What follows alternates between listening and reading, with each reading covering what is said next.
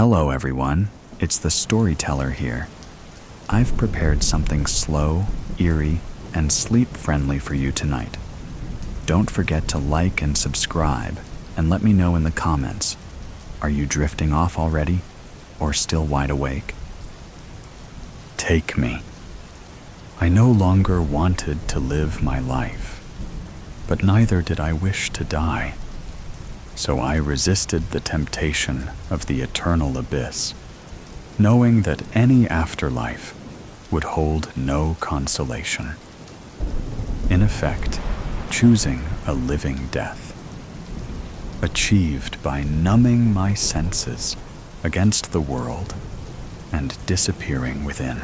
By day, it was books, movies, video games, anything to place my mind in the body of another, transporting my consciousness to a plane where there were strict rules, and the main character always triumphed, as opposed the uncertainty of my own existence.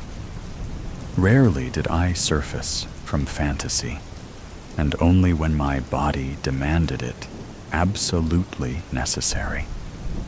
The sun never graced my flesh, and the air of my sealed chamber weighed heavy with my own musk. I was a fully grown woman, living as a teenage boy, and I didn't care. By night, it was a chemical affair. Amber spirit of any form or flavor would achieve my goal, as long as it was served with ice in its heart. Taste was a luxury I could ill afford, not after losing my career to sheer apathy. It no longer seemed of any import whether digital numbers fell in line with invented targets. The whole world operated on an imaginary system of credit that existed only because we said it did. Anything outside of a practical vocation, for which I no longer had time or patience to learn, felt like playing pretend and a waste of life. My usual haunt was a quiet dive bar at the end of my city block. Its proximity, the only deciding factor, limiting the expedition home to a straight line stumble. That night, I spent as any other, nursing a tumbler and examining the slow melt of the frozen shards it protected. "Time for one last round, sweetheart?" Frank asked, ducking his head into my line of sight. He was a kind soul. Despite the tattoo-covered biceps, large enough to toss me out like a rag doll, he always let me brood in peace. Watching my back and moving on any would-be suitors, the apparent ruffian doted on me with a brotherly worry. He never denied my cash, though. While busy at weekends, the quiet, dead-end joint couldn't afford to turn away drunks the rest of its working days. I felt at times to be single-handedly paying the poor guy's wage. "Always," I answered, offering up my low-tide glass and a half-hearted smile. As he poured, I glanced across the room. There were a few men in suits, clearly avoiding their homes and wives. A couple of tourists just looking for a warm place to rest, and a scattering of solitary older women. They, like me, I assumed, had nowhere else to go, no one to return to, and nothing to live for, aside from the never-ending goal of forgetting. I'd had it all. Not so long ago, I had been lucky enough to know love and comfort. However, my good fortune was stolen away by one solitary word, printed in black ink on a medical chart. That word had ripped my future away and burned it to ash for good measure, leaving me here in my perpetual endeavor to avoid my own existence. Holed up at the corner booth, he was there. As always, my constant, silent drinking buddy. Every night, he arrived like clockwork in a pressed black shirt and pants with shining black boots. His midnight wardrobe offset only by the pale ivory of his skin and the crimson of his lips. Ordering a single jar of bourbon, which would never grace his tongue, there he stoically remained, silently surveying the room. I had never even seen him rise to use the bathroom. How he managed to leave several times a week with a different conquest on his arm, I had no idea. Girl or guy, it didn't seem to matter to him. They just flocked to his side, like magnets being drawn together. With only a look, he seemed to seduce a target with an hour or less of minimal effort. He then escorted them out the door for what I only assumed to be a night of intense pleasure. He was certainly handsome, in a clean-cut way, but he had never directed his gaze at me or any of the other regulars. It was always the passing through that succumbed. Alaric was his name, according to Frank. In spite of his blatant philandering, I couldn't help but imagine he treated his prey with more humanity that I had been dealt by the man I once loved. That cursed filth had proclaimed to love me. The putrid liar had promised me protection. The venomous snake had abandoned me at my most vulnerable. One word was all it took to break our bond, shatter his oath completely. One printed word, voiced in clinical monotone under fluorescent lights. The word that tore my future to shreds and sent my beloved in search of a more suitable mate, infertile. I had been told I was still grieving, and knew it to be true. My depression, spiced with anger, told a traditional tale. What I considered a lie was that it would end in an accepted peace. How could it, when my natural immortality had been ripped away? Any harmony I would have found in life would have risen from knowing my memory, and soul would have persisted through the generations that came after me. Anecdotes told of my character to grandchildren and onward, keeping me alive in thought, my name on a branch of an ever-expanding tree. Instead, there would be no furthering of my story. It would end when I did. So why not just get it over with? Any experiences gained would be lost to time anyway. So why bother? Why expend all that energy on impermanence? I should have just ended the torment that day, when my forehead had been stamped with pointless. There were only two reasons I held back from instigating the end.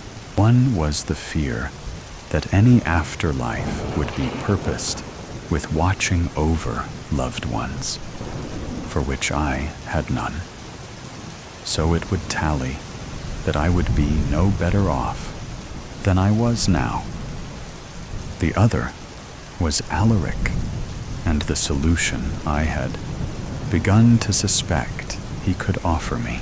My quest to lose myself in various media had educated me thoroughly in the ways of the vampire, the desperate young girl in need of connection, an outcast from the society surrounding her. Ill-fitting in the living world, she would always come across a creature of the night who would welcome her into his ranks, usually with sultry and salacious single-mindedness. Alas, if Alaric was what I suspected him to be, he ignored me, perhaps because my clouded mind was reaching for a fantasy solution to a real-life problem. Most likely, he was only a strange-looking man with a talent for seduction. Regardless, I couldn't shake the idea. Too many aspects of his regular attendance pointed to the supernatural.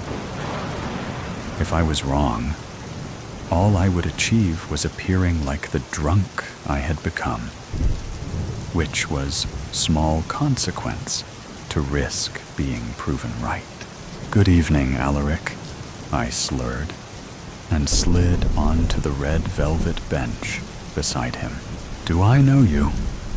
he asked in a soft English accent. His slow and steady speech belayed a calm in direct contrast to my harsh American. "Not officially, but I've sat at that bar every night for several weeks, watching you, so I believe I know you very well." "Oh?" he asked, waiting for me to fill the space. "I know what you are," I whispered, in the way that inebriated people do when they believe themselves subtle. "And what is that?" he said, smiling as if humoring a toddler. The feeling of being infantilized by a look sent waves of submission through me.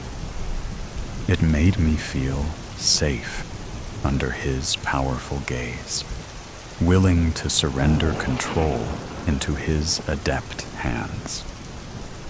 Returning to a childlike state would allow me to release the expectations I had placed on myself to assume parenthood, which only solidified my resolve to follow my intended course of action.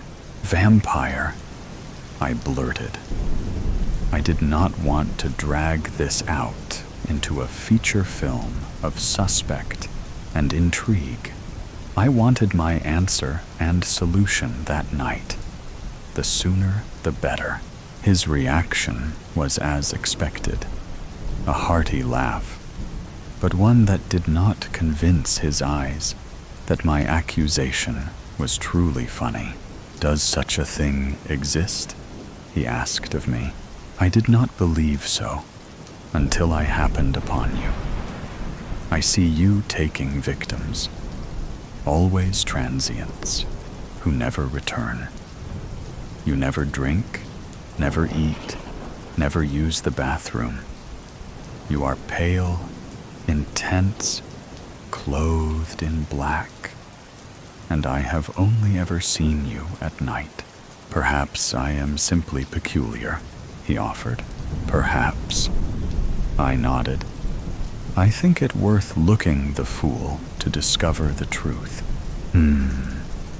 He responded, never breaking his eye contact.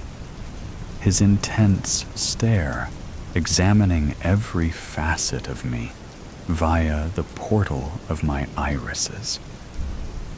It felt as though he flayed me from the outside until his scrutiny fell upon my vulnerable soul. I now understood how he seduced so many, so quickly. "I wish you to turn me," I said, interrupting his gaze before I fell completely at his feet. My life has lost all meaning with the living, and I would greet death but for the fear of further loneliness. I see a single solution for one who would not live but does not wish to die. So please, take me with you into immortality. "Follow me," he said, and rose, striding to the doors without looking back to see if I followed. He must have been as certain as I was that I would. Ignoring a disapproving look from Frank, I made my way across the room to the exit. I pursued my immediate master out of the bar and through dark alleys that all smelled of refuse and rats. Stumbling to remain on his heels, I signaled my deference like a dog called to attend. He stopped suddenly, turning and reaching a strong arm around my waist, and in one motion, pressing me against the scorched wall of a building. Dumpsters, boxes, and crates now blocked my view of anything but him. "You would submit to your impulse?"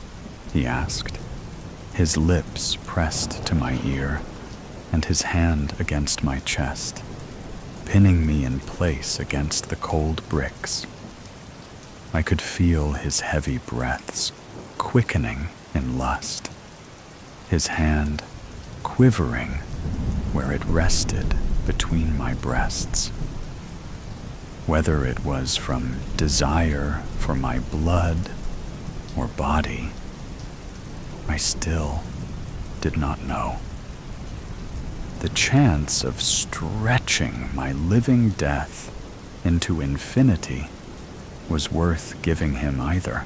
"You would succumb to my will?" he asked again. "Break from this life and join me in whatever comes next?" "Yes!" I screamed in ecstasy, feeling excitement and promise for the first time since that word had plunged me into darkness. "Take me, please. Take me away from this temporary world." Sudden pain and cold followed, his dead cheeks pressing against my neck and his teeth puncturing my jugular. My warm blood mixed with his icy touch, like boiling soup spilt on a snowy mountain. I closed my eyes and writhed in anticipation of the immortality I sought. Eventually, he pulled back. The world swam and swirled as my head felt as but a feather. I saw his chin stained brown with my dried blood. How long had I given myself to this creature? The low light of the alley weighed down on my senses. The rotten smell of the trash bags assaulted, and without his hard body pressed against mine, I felt exposed. Will it happen now?" I managed to mutter through the disorientation, my eyes rolling and unable to focus on his beautiful face. "Will you die? Yes? Will you turn?" I doubt it, he said, sneering down at me. Somehow he had grown tall, or I had fallen. I did not know which was more real. I am a predator, not some romanticized, dangerous lover to be tamed, as this age loves to depict. You are nothing but prey. I have no desire to intentionally turn game, as I am sure you would not share your bed with a cow. He spun on his heels and stalked into the night, with no further words or explanation. I was alone, crumpled amongst the filth, dying in the dark. I had not the energy to fear, only regret the trust I had placed in a monster I had not understood. As my eyelids grew heavier and the cold seeped deeper, I began to long for those temporary years, the moments I was so willing to throw away, for all the time I could have had for myself, the experiences I could have taken as my own without concern of their lasting, for the lives I could have affected, but now never would. Perhaps the next plane would offer more than I had imagined. I did not intend to waste the chance again. If it did, I closed my eyes and waited for whatever would come next, accepting in peace that I had ushered in my own end by ungratefully reaching for more than I had been gifted. The instructor. Good morning. You may address me as Instructor. Please take your seats, was written on the blackboard. A man in a white jumpsuit, adorned with medals, stood before the board, with his hands clasped behind his back, and watched the students file in. When they seemed ready, he began the class with a question. How many lives does an E-fighter have? Some have only one, you see. And that leads to the next question. How many lives do you have? If you do indeed have more than one, or several, or 9 lives, how will you live them? What will you want? Take some time to think about these answers. A few students raised their hands, but the instructor ignored them. He paced slowly in front of the classroom, looking them over as they deliberated the questions. 5 minutes ticked by to the sounds of 200 minds pondering the possibilities. A fidgety stillness. Anjo studied his desk to keep from catching the man's eye. Something about the instructor scared the bejesus out of him. Time is up, the instructor continued. If your answer is anything other than spending your lives destroying as many Titanians as possible before you die, you don't belong here. You are not a fighter, and you are free to leave. At least 20 men and women stood to line up at the exit. Anjo didn't dare move.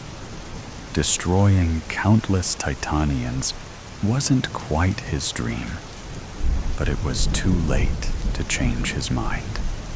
His family had been so proud of him for enlisting to fight. They'd given him a party. All his relatives came, his friends, neighbors.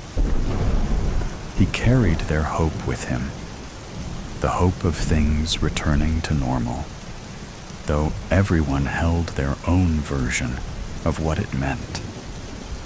He couldn't leave. He wouldn't When the light over the door changed from red to flashing white, robotic soldiers charged in from a door opposite the line and demolished the non-fighters. Anjo's screams were drowned out by the screams of others. His heart pounded against his chest, and fear, not blood, raced through his veins. Housekeeping robots glided in to remove the bodies and put the room back into its original state. "Did that sicken you?" the instructor shouted. "Innocent people just died for no reason. It happens every day in the life of a fighter. If that sickened you, I want you to line up against that wall." The instructor pointed to Anjo's right, opposite the wall to the exit door. Anjo lined up, knowing the penalty was death. But he didn't belong here. Surprisingly, others followed, until only 50 or so remained in their seats. He tamped down hard on the disappointment he felt in himself. Anjo had come intending to do his best and to make himself into someone the world would remember. An asset to Earth. At least death would come quickly. The machine soldiers stormed into the room as expected, with their weapons drawn. To Anjo's horror, they annihilated the students who remained in their seats. And again, an army of cleaning robots arrived to remove the bodies, restoring the room to pristine condition. The instructor moved to stand before the now gibbering group in front of the wall. "Congratulations. You have made it through the first round. Rejoice, for you have earned the right to relax and enjoy the rest of the day. Training begins tomorrow." Anjo met Becca, standing in line at the cafeteria at dinner time. Short, dark hair, and only tall enough to reach his shoulder. He noticed her DT t-shirt. "Are you a Tiger fan?" he asked. "Oh yes. Baseball was the only sport to survive the times. The only thing allowed on television and radio. All the world over, people tuned in to watch their favorite teams play." Anjo's grandfather said he remembered when humans manned the bases. Now, artificial intelligence has taken on those roles. Still, each player came with a history and a life you could tune into whenever the team wasn't playing. It shook the world when Brad from the Angels got caught cheating on his wife, Lori, and she, in turn, divorced him. Now, he was drinking too much. Anjo's mother and sister were caught up in the drama much more than he, his brothers, or father. He smiled at the memory. Throughout the baseball games, automated spectators held up posters with messages for the world. Planet Earth has destroyed X number of Titanians. Our fighters are heroes. Earth is winning the war against Titan. I2L0 sends greetings. Automated World Leader 12 was a surprise. AWL011 had held the office for as long as Anjo could remember. He wondered what had happened, though the public would likely never learn. Long ago, when the planet was still divided into countries, 5 world powers came to understand that the planet they lived on was close to death. And so was the human race. With teams of engineers and scientists, they fed information into a super terminal AW1, Automated World Influencer. The solutions from the AWI were studied, discussed, and put into place by the five. Eventually, World Influencer was replaced with World Leader, planet Earth's very first. Basic needs, water, food, clothing, shelter, and medical help arrived to save the people. At the same time, incomes and living conditions were leveled. When the five granted AWIOG the reins of command, the Super AWI changed its name to Edeldo Azur, stepping into the role of a world leader. Exchange of world news was the first thing the leader eliminated, claiming sources couldn't be trusted. People reacted badly, and years of violent protests followed. Then the healing years came. Times were peaceful up until the Titanians invaded Earth and began the war. Armies of fighters were gathered and trained to fight. E-fighters, Earth fighters. The war brought the world together as one. However, without news, history was built on hearsay. One long-standing rumor claims biohazard waste, nuclear weapons, guns, and vials of germ warfare were sent into outer space, along with unhealthy pollutants. When something landed on Titan, a Saturn moon, the Titanians struck back. Another version claims the Titanians struck for no reason other than to destroy and conquer. By becoming a fighter, Anjo hoped to discover the truth and gain some understanding.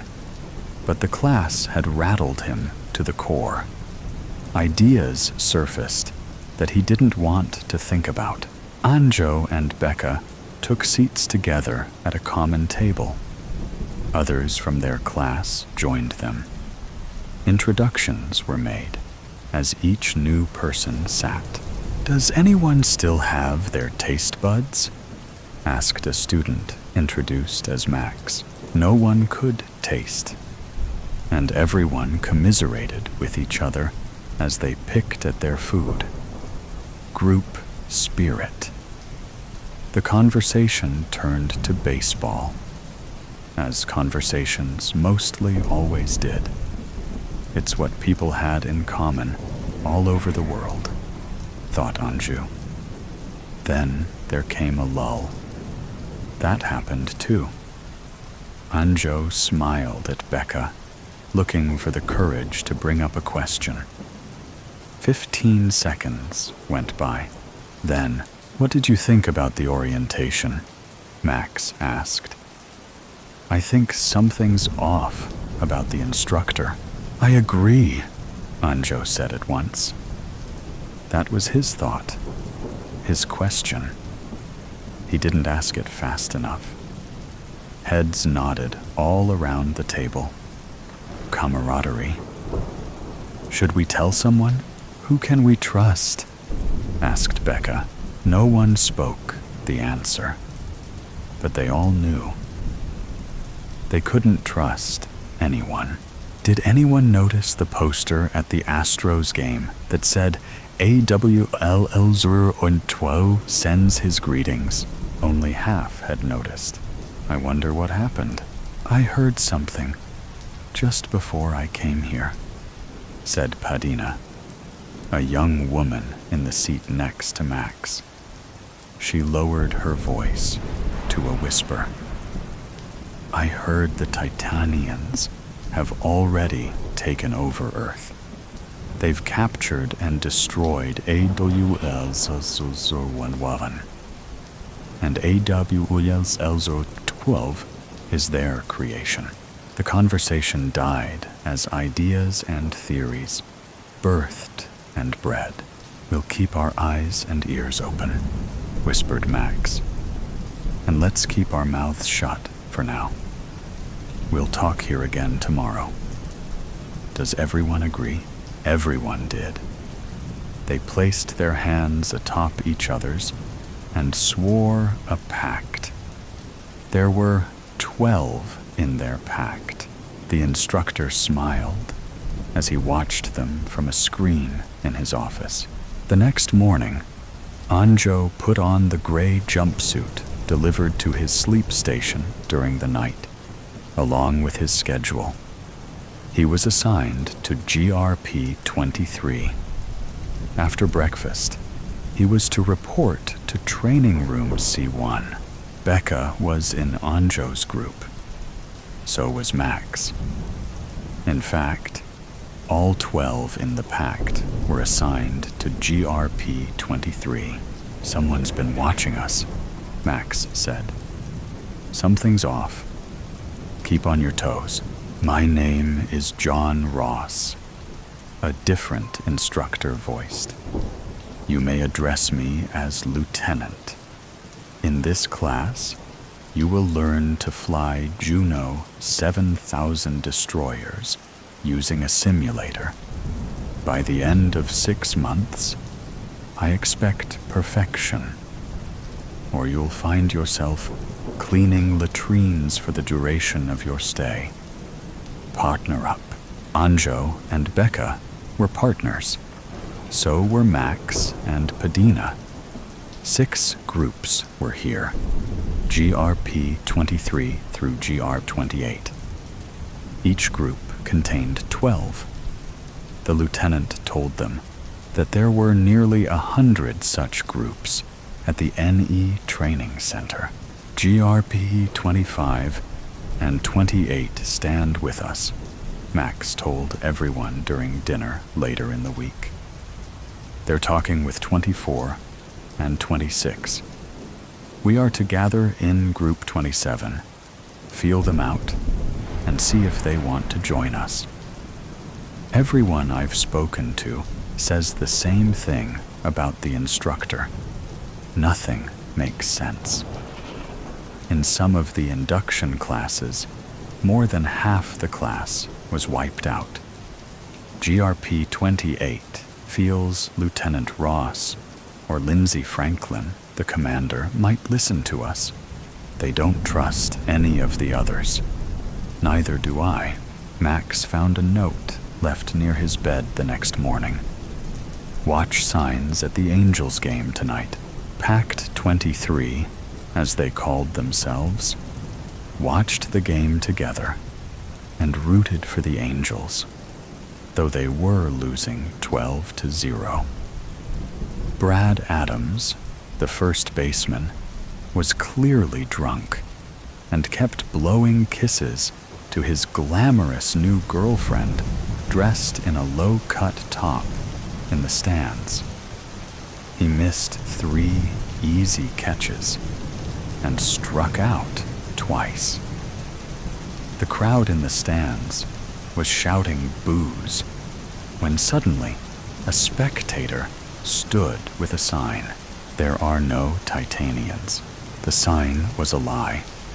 Of course, there are Titanians, though if they have control over AWLs, then of course, that's what they'd say. The pact was arguing amongst themselves. What would be the purpose of them saying it? To throw us off, to cause dissent. It's working, said Anjo. The question is, who sent Max the message? Maybe I'll get another, said Max. Suddenly, Max looked to the ceiling. "We need more proof," he shouted, while everyone else gave off a nervous laugh. Anjo shuddered. Tigers versus bears, and east versus west.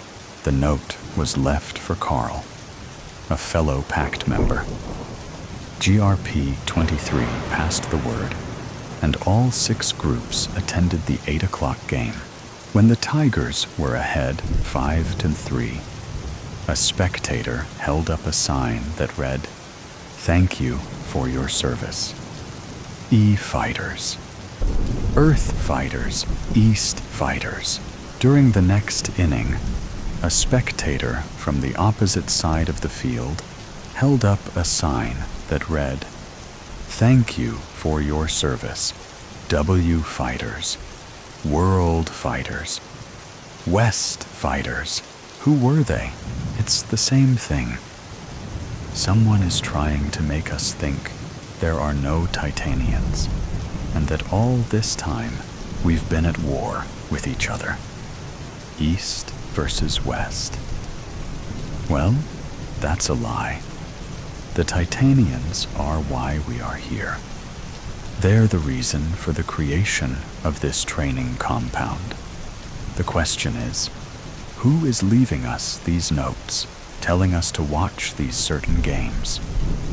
I think it's the Instructor, Anjo put across. I think he's insane, but the messages on the signs are generated through the AI spectators, Max argued. Who controls them?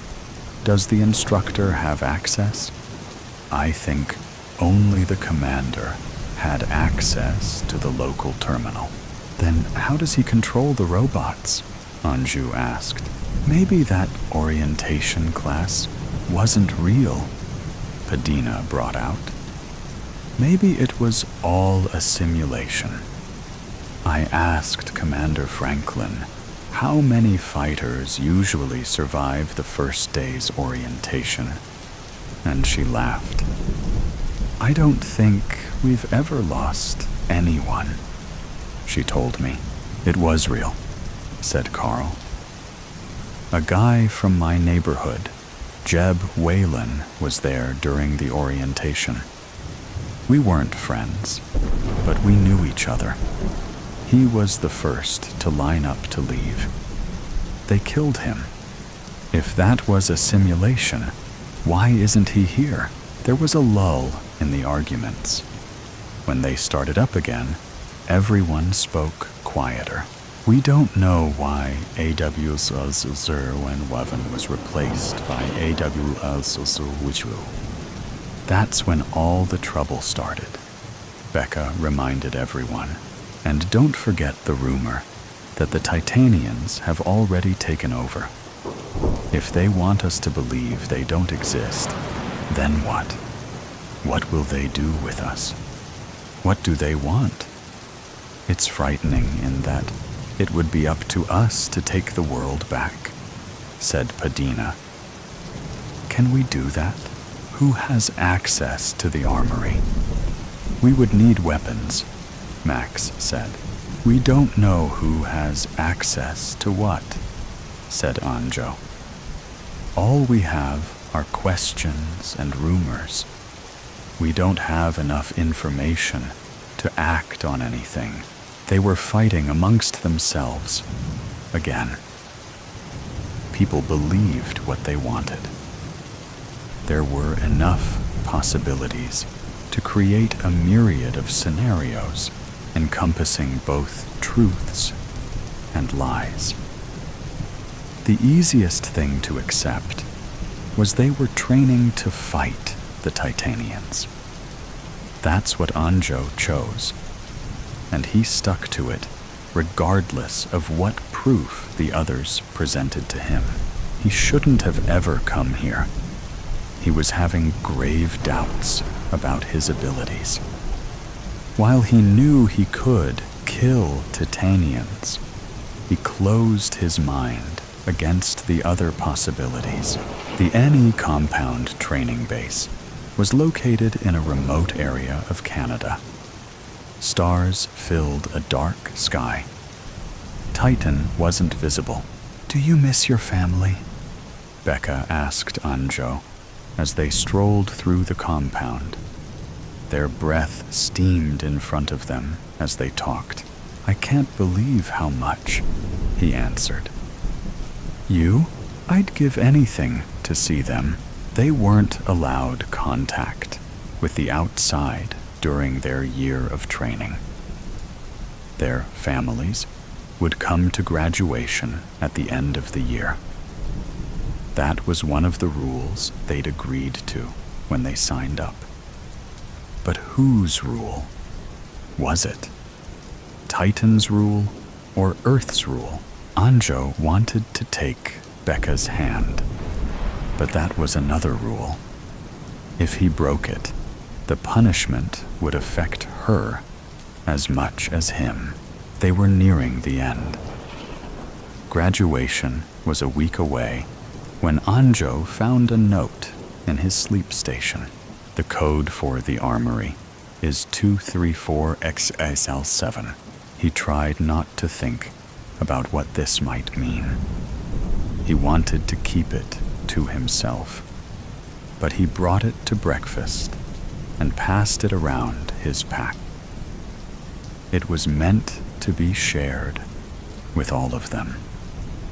Anjo couldn't taste his breakfast. "Memorize it," said Max. "Then destroy it." Carl got the note last. He swallowed it. Anjo thought it wouldn't taste much different than the toast he tried to choke down. All students must report to Auditorium A at 0900 hours. Repeat. All students must report to Auditorium A at 0900 hours. The pact exchanged looks, but when the time came, they filed in like sheep and took their seats. The stage remained empty for 15 unbearable minutes. In the meantime, no one dared speak. But Anjo took Becca's hand. Whatever happened, they had this. Suddenly, the room darkened, and a spotlight shone on the stage. The instructor stepped out. "Good morning, students. Congratulations on your upcoming graduation. You have much to be proud of. Soon, your families will arrive, and I'm sure everyone is looking forward to their reunions. There is, however, one more test to determine your suitability to fight our enemy, the Titanians. Tomorrow, at 1200 hours, you will face off with your partner. 10 duos at a time. Hand-to-hand combat to the death. Only the worthy shall prevail. Get your rest now, and make no mistake, you will need every bit of your strength to get through tomorrow. These orders come directly from AWLZ2. That is all. You are excused." The instructor left the stage, went to his office, and stood before the screen. He was smiling as he watched the mass of students march to the armory. Max was leading. So was Anjo. Leaders are made. Who had said that? But at last, an uprising, a rebellion, long in coming. The AWLs had gained entirely too much power over the decades. It was AWL010 who'd first decided humans weren't happy unless they were at war. War was then added as a basic need. The Titan attack was fabricated. It had taken years to penetrate the codes in the super terminal, the first breakthrough for the resistance. After that, they began using the baseball spectators to communicate. When AWL-011 caught on, it recoded itself into AWL-012 for protection. But it was already too late by then. Right now, all over the world, training centers and fighter bases were uprising to destroy the terminals that would, in turn, immobilize the AWL system. Earth would belong to the humans again. Of course, sacrifices had to be made along the way. How else could anyone turn complacency into rage? They pounded and struck the office door until they broke through. The instructor stood to face them with his hands behind his back. Cerulean. The door is cerulean, a bright and vibrant blue. But really, it is the color of my sudden uneasiness. The feeling creeps up me slowly, jumps out at me dauntingly, and I am frozen in it. If the door were a mirror, and how I wish it were as innocent as a mirror, I would see my face reflected back to me, and it would tell me to run. I'm not sure what's more jarring. The fact that this door is a clashing contrast to the rest of the library decor, or the fact that I've never noticed the path we took to get here before. I suppose there are better things to do freshman year than look for the oddities and notice the details inside the university library. Or maybe it's the subtle shift in his gaze that is so jarring, the way his grip on me transforms, and the way his voice now suddenly holds something heavy, concealed behind his hardened whispers. It seems impossible to retreat now. And even if I had the courage to turn and run away, following my screaming gut all the way down the stairs and out the library doors, there is still a part of me that is curious, hopeful, lustful. Wasn't dating a professor supposed to feel dangerous? Wasn't that how it felt just moments ago when he'd pressed me up against the wall of shelved books downstairs and kissed me? And I thought to myself, is there anything more thrilling than this? Wasn't it that same exciting feeling that I felt when he'd whispered into my neck that he had a secret to show me?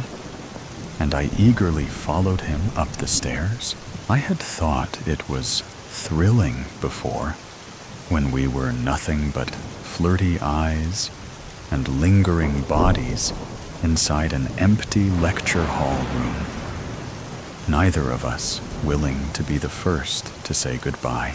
He'd chipped away at his desk with his nails, while I'd fingered it, tracing circles and pathways across the dark mahogany wood, each stroke a question. What would your skin think of this? Meanwhile, our mouths said frivolous things, silly words about the weather and hometowns and restaurants off campus, things that had nothing to do with anthropology assignments. Between those words, our silences begged the other to stay just a little longer, so we could eventually maybe use our mouths for other things. We were testing the waters then, seeing how far we would swim out before turning back. It turned out this professor could swim all the way out to my dorm room, somewhere I'd never seen another professor go. "Let me take you to the library tonight," he'd whispered. "I can get us in after it's closed." His voice had been desperate and demanding, like I could break him if I said no. I wanted to savor the power I had over him in that moment, like licking the peanut butter off of a spoon. But there was no chance I would say no. I would have given him my heart on a silver platter right then. I was breathless when I said, "What time?" Hours later, under a hazy orange street lamp, I'd watched his fingers unlock the double doors like a jungle cat eyeing its prey. I wanted to lunge at them, feel them unlocking my body. But even then, just moments ago, I still hadn't been sure. That dangerous, thrilling ripple somewhere within me, undulating like a wave. There is nothing illegal about doing the things we both wanted to do. Just a school policy that both of us treated like nothing but a suggestion. When the doors pulled open, the scent of the library engulfed me. I read somewhere that the smell of old books is actually the smell of organic matter reacting to light and heat, a decomposition of wood pulp. But really, it is the scent of my body on fire. When I told him, he only smiled, running his finger across the spines as he guided me down one of the aisles. All of these stories dying beneath our fingertips, and we get to live a whole other life just by splitting them open. When I'd heard those words, I thought he was a ixy, young, anthropologic, literary genius, and I couldn't believe he'd chosen me. In that moment, I was certain I'd let him split me open and read me like one of those books. But now, there is an edginess to this thrill, a sense of danger that hadn't surfaced yet, a creature rising from the midnight zone, hairs standing up on the back of my neck, or is that his breath? I feel my bones run cold, like I am standing on a precipice, and if I open that door, I might free fall right into the sky. "I've never showed anyone this before," he lies. But I barely register his words, my mind lost in a tumbleweed of disregarded warnings from my mother, from friends, from school advisories, the university campus newspaper. 3 freshman girls still missing. He wraps his arms around my waist, like we are comfortable lovers now. Like the one kiss we shared downstairs turned our student-teacher relationship into something more intimate.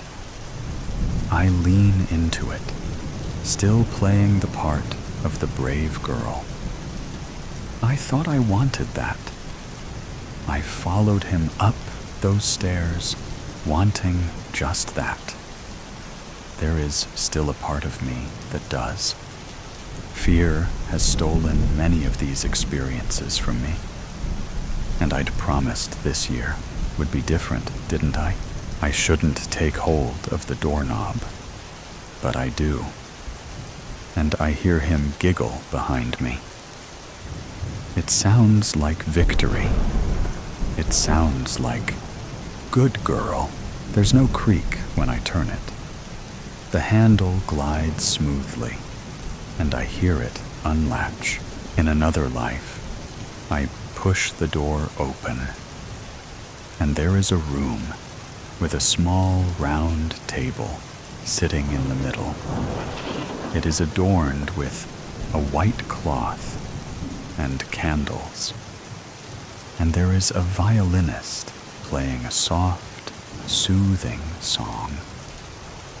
From somewhere, a perfectly prepared steak meal is delivered, and we slice it slowly with our knives while drinking wine and slurring out delectable secrets. In that life, we make love above 1,000 love stories bound in leather and spend years happily together. After I graduate, we get married and have 2 children, Olive and Iris. We grow old together, and tonight becomes a treasured story about the romantic night when we fell in love, a story that belongs in one of those books downstairs. In another life, I open the door, and there is a boring room with a game of chess set up for us on a table in the corner. We play a few rounds, him winning twice before he finally lets me win once. I pretend to love it, and we date in secret for a few months before things fizzle out. Maybe there's a dramatic ending, and I spend a summer lovesick and cursing his name, knowing I'll never forget the year I dated my college professor. In another life, I let the door handle go and sprint down the stairs, running faster than I ever have all the way back to my dorm room. I tell my roommate all about it and wonder if I let my fear make a fool out of myself again. In this life, I push the door open, and there is a room that has no table, no white cloth, and no chessboard. There is a room with 4 walls, ones I wish had mirrors on them, so I could see my reflection. The realization settling in my eyes would tell me there's a shark in the water, to swim fast, even though I know it's too late. They would tell me the truth, that I might never see the color cerulean again. 308 years later. Just listen. Don't talk. You need time to wake up, for your eyesight to return. Everything will be a little hazy, and you might not remember how you got here, but you need to focus on my voice. My name is Dr. Yadav. I tried to lean forward, but my body felt as if it weighed 100 tons. I barely moved an inch before I slumped back into the bed.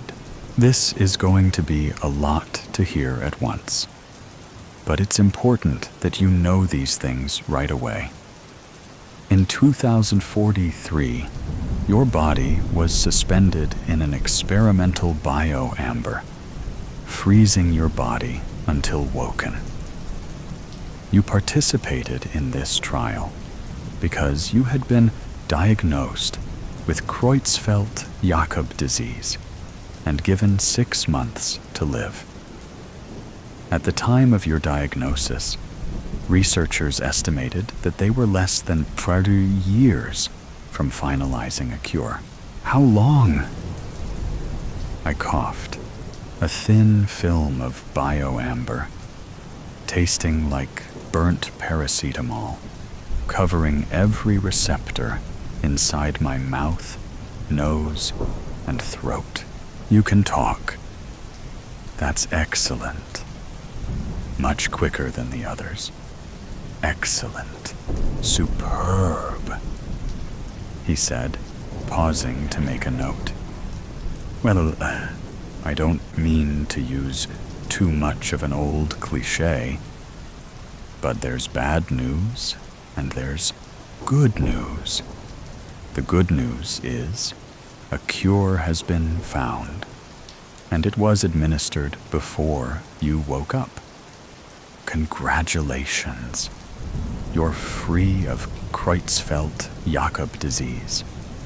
The bad news is that it didn't come as quickly as researchers had expected. Tell me, I sputtered. My eyelids flickered as I tried to force them open.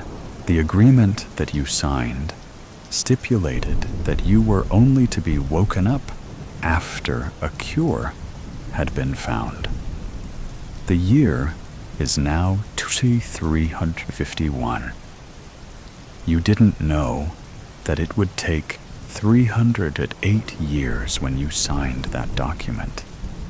And for that, I am truly sorry.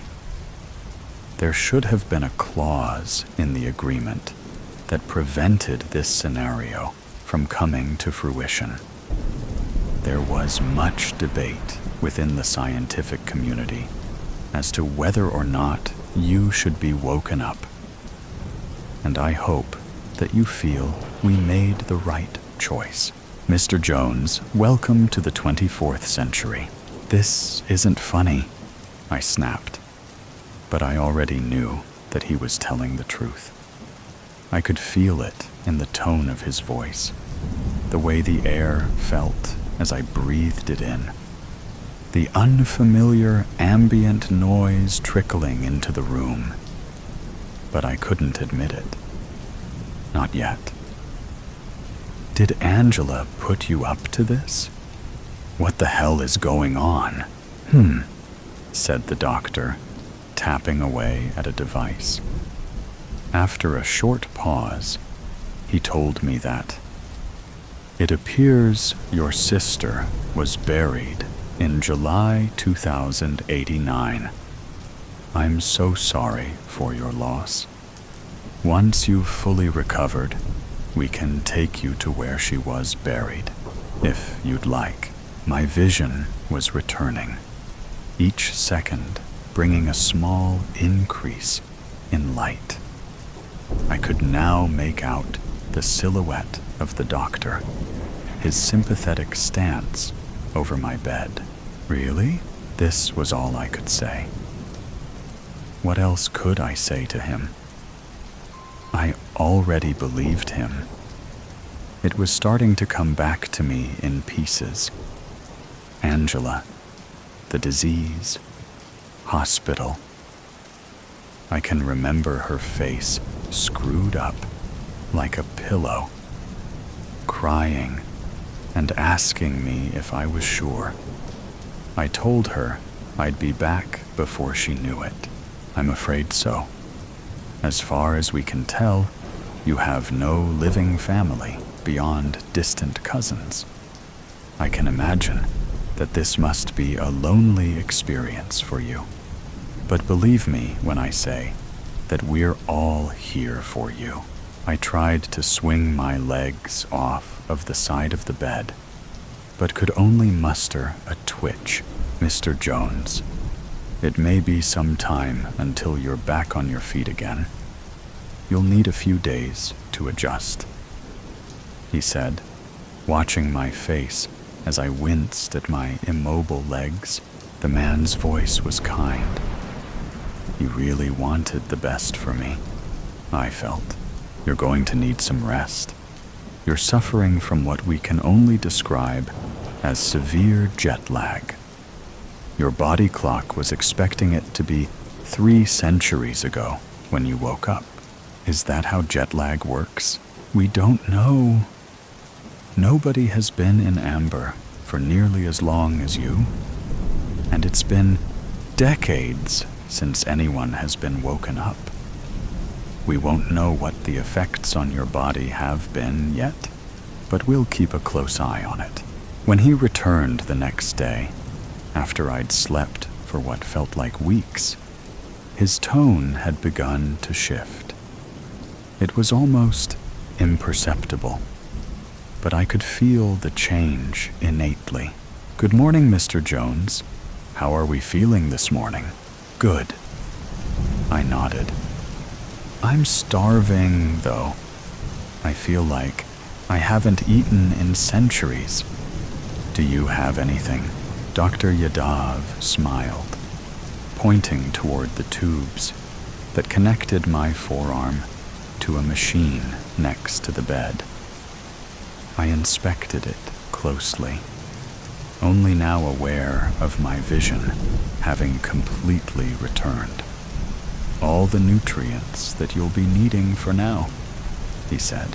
I sat up in the bed, feeling a world better than the day before, but still weak and unable to completely support my body weight. "So, Doc, what's the world like out there? What's changed? Don't tell me. Flying cars, right?" The doctor exhaled, looking up, shaking his head. Imagine trying to explain the world as you knew it to someone from 1743. Almost impossible, isn't it? Telephones, the internet, airplanes. It would all be so far removed from his reality that it would be impossible to explain in a way that he would really understand. His lack of understanding might even lead him to believe that people from your time live in a hellish place. I paused and reflected. Could it really be that different? I looked around. The one small window on the other side of the room was frosted, the bed like any other I'd seen, and the rest of the room almost entirely featureless. "You're wondering if it's really that different, huh?" he said. "The room has been specifically designed to not overwhelm you. A lot of preparation has gone into waking you. We've been waiting for this for a long time. We just don't know what to expect. So we're taking things slowly. I hope you understand." "I'll be fine, Doc, honestly. I'm actually quite excited to go out and see the world, see what's come of it. And by the way, where am I? Chicago. The city of your birth, I'm told. It only seemed right that you were moved to this facility before we woke you. But you're not ready to head outside just yet. There's a lot of things that we'd need to explain to you before you went out there. Otherwise, it might all too overwhelming. I mean, just us telling you about the world is going to be overwhelming. But to see it, to see what's out there, it'll take some adjusting, that's for sure. I'm sure I can handle it, but I'll take your word for it. When will I be better? Back on my feet? Only a day or two. As I said, what's happening to you isn't something that's ever really happened before, so there's still a few unknowns. Good. So, what next? A tenseness seemed to creep onto the doctor's shoulders, and with a twitch in his eye, he began to shift his weight from one foot to the other, as if suddenly disassociating and leaving the room entirely. "Doc, Oh, yes, he snapped out of his daze. We'll need to run some tests. You're a man from the past. There's a lot we can learn about you. But it'll all be fine. Really, it will be. When he had told me that I had woken into a world 308 years beyond my own, his tone of voice told me that he was telling the truth. His tone of voice was now telling me that he was lying, and I was right. That night, whilst I was half asleep, 3 new doctors came in. Is he awake? One of them whispered to another. They tapped away at their pads, prompting a hiss from the machine beside me, which was the last thing that I heard before waking up in a new room, blinded by lights. I was naked, lying flat on a slab, my wrists and ankles inexplicably bound to its corners. My head turned from side to look, but there were no straps holding me in place. As if by magic, I was restrained.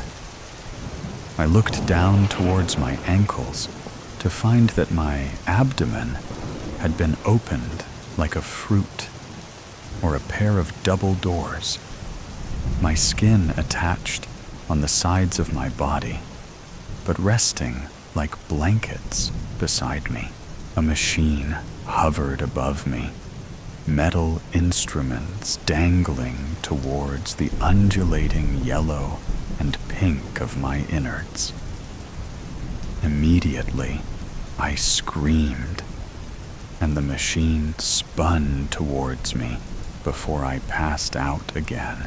I awoke back in my bed, slowly at first, before shifting into a panicked scramble up the bed. I lifted my shirt quickly, but found nothing. No evidence of surgery. Panting, I began to realize that it was simply a dream. There was no other explanation. An awful dream, so vivid, so frightening, that if I hadn't had woken, I would have never known not to be reality. The doctor came in. Mr. Jones, how are you feeling? You're looking a little sweaty. I'll get the heat turned down. He tapped away at his device. Just a bad dream. I'm fine. I guess I'm just adjusting to being awake after all this time. Yes, when we're treading new biological waters, we're bound to discover new effects on the human body and mind. That's why it's important for you to stay here, under observation for the time being.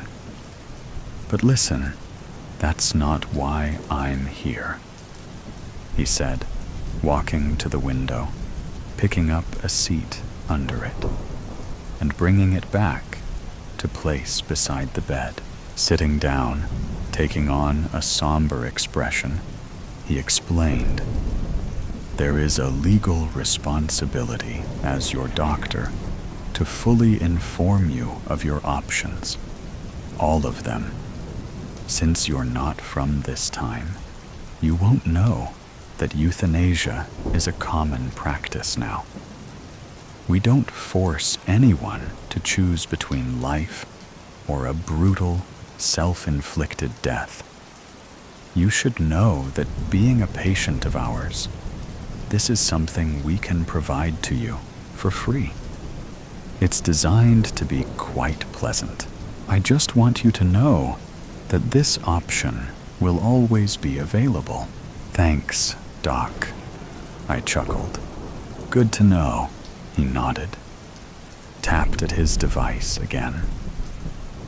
Catching me completely off guard, I was now falling asleep again. In the first few moments, I wondered if I had miscommunicated. Perhaps this was euthanasia. Was I dying? Was I being sedated? I should have been clearer. I tried to protest, but only managed a small murmur before slipping under. When I awoke, I was back on that terrible slab, held captive again under the piercing lights of the operating table. I looked down to find that, whilst my abdomen was intact, there was something wrong with my leg. I couldn't put my finger on it at first, but it didn't look or feel as it should. I looked across to find that cruel machine again. This time it was facing away from me, inspecting something. I squinted, trying to shut out the operating lights and focus. It was holding something. A stick. Something white, slightly yellowish. It spun around and zipped back to hover over me again, obscuring the view of my strange leg. It moved in such an impossible way, as if completely weightless, like a ghost. Just then, a piercing, white-hot pain shot up my leg. My muscles seized up, turning to stone, as pain flooded and swelled into every fiber of tissue. Through the pain, I moved my head to get a better look. Two of its arachnid appendages were sliding my shin bone back into my body through a small opening below my knee. I cried out, wailed even, before fainting. The machine didn't even need to sedate me. Waking once more, back in my bed, I pulled up my linen trouser leg. Nothing. I sigh, adjusting myself back into bed, the image of the machine still bright in my mind. I felt almost embarrassed to have dreamt something so unrealistic, so childish. It was made of a black metal, the deepest black, whilst at the same time being as shiny as a serving spoon. Its body was spherical, with a number of appendages hanging down below it, like the legs of a bug or an arachnid. At the end of each of them, some kind of tool or device, blades, rods, syringes. And when it had turned to me, I had seen that a part of its spherical surface was in fact a tinted glass, a glint of light revealing a large lens behind it. And the strangest thing, it glided around so quickly without making even the slightest sound. It was completely silent. I suppose my imagination couldn't stretch as far as imagining a sound for it. After a short while, an orderly entered the room. "From the doctor," he said, as he handed me one of their devices. It was square, about half the size of a piece of paper, and was transparent, but only from the side with the interface. On the screen was a short paragraph about euthanasia, with two options below it: accept, decline. I pressed decline and felt the sensation of pressing a physical button, suspended in 3 dimensions inside the device. The orderly, having waited patiently, took the device and turned to leave. As he was making his exit, he hesitated, pausing in his stride for a minute and beginning to turn before recommitting to his path. "Everything okay?" I asked. He paused again, taking his time to think before he turned. I'm sorry," he said, visibly nervous. He was small, childlike, no older than 20. "I've heard so much about you, and to see you here, I can't believe it. I studied about you. You're really from the 2040s? I nodded, smiling like a wise old monk. "So, what was it like? The past? Was it like they say?" "Well, what do they say?" "They say it was good. A simple way of living. The birth of technology, the information era. I can't imagine what it was like. Yeah, it was good. I miss it a lot. If only I knew what this world was like, I would have some point of reference to describe my own time to him. It sure didn't feel simple at the time, but maybe stuff got even more complicated since then." His eye twitched as I said this, an indecipherable emotion sweeping across his face, just like the doctor's had.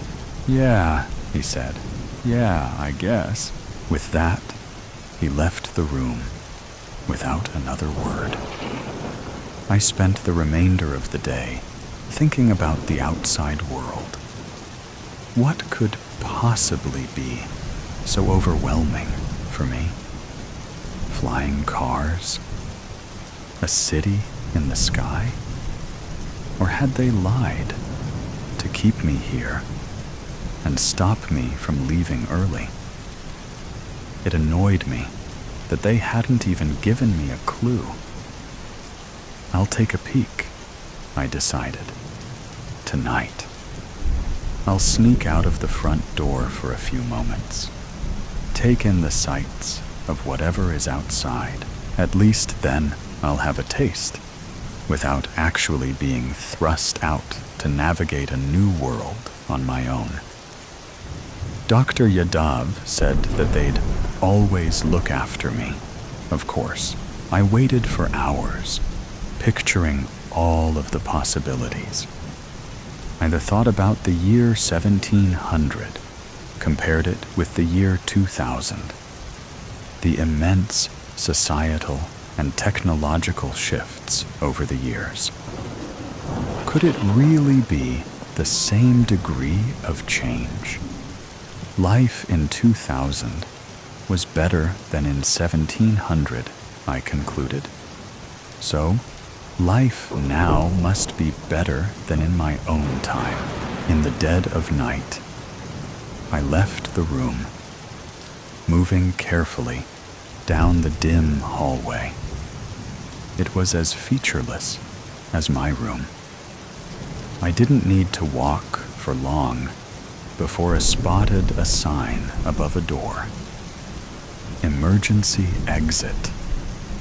Before entering, I instinctively checked the hall. I looked right. I looked left. I froze, swung my head right again.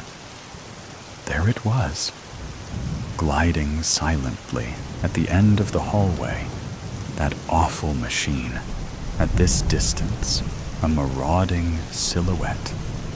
I shot down the stairs like a bullet.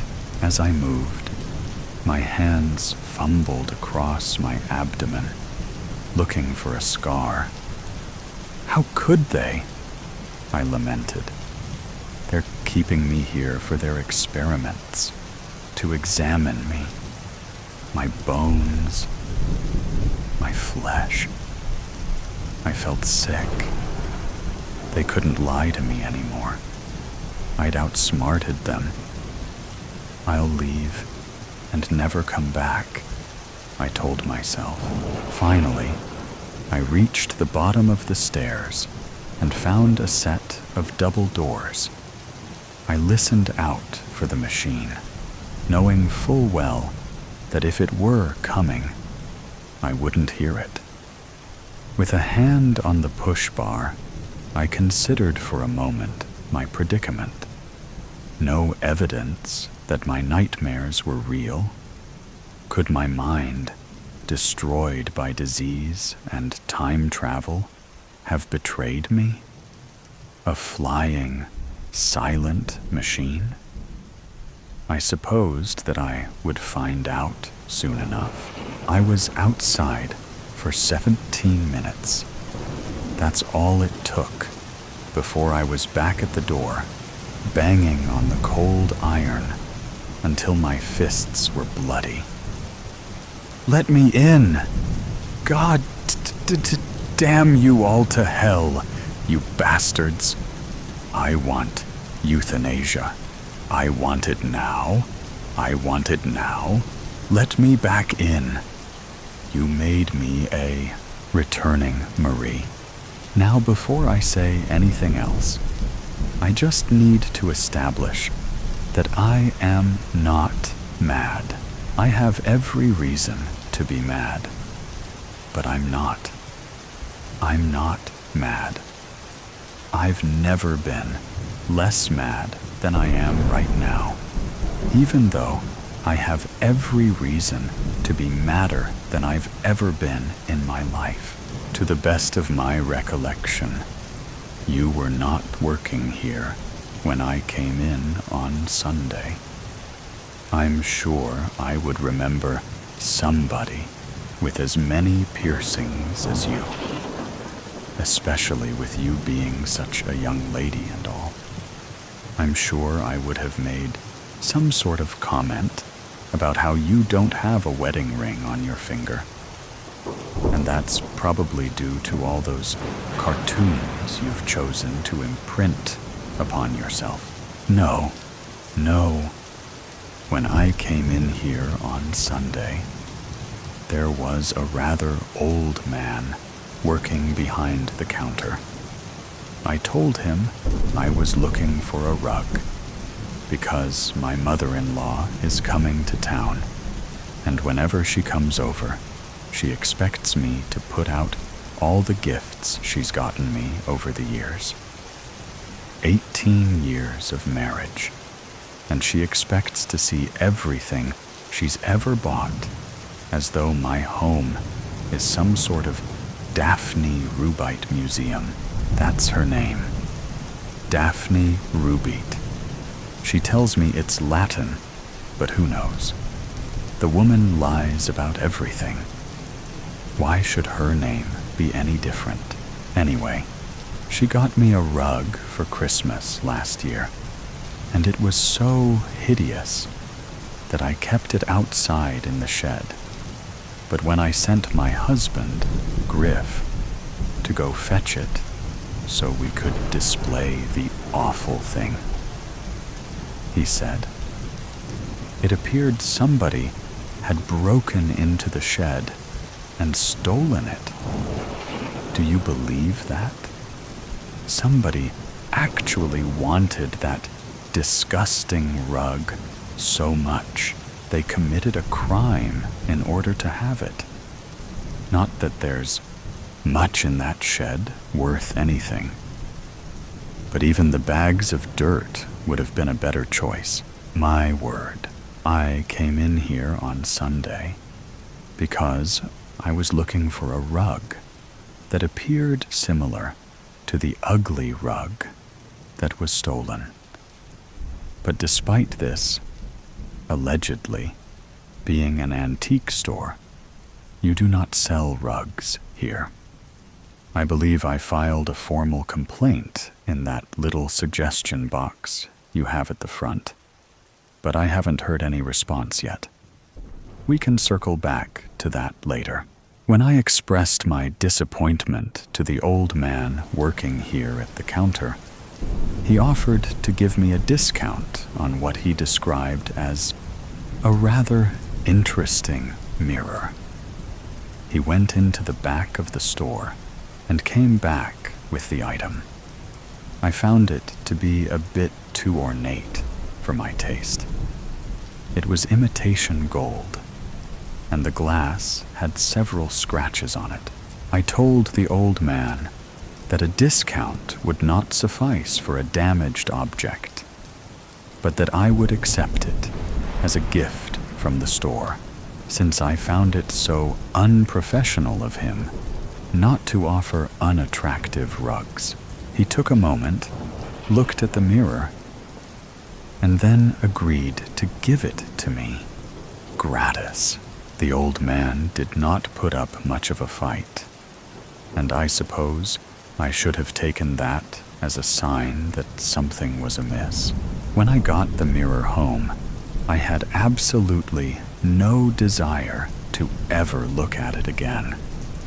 The only reason I took it was because I never turned down a deal, and there is no better deal than free.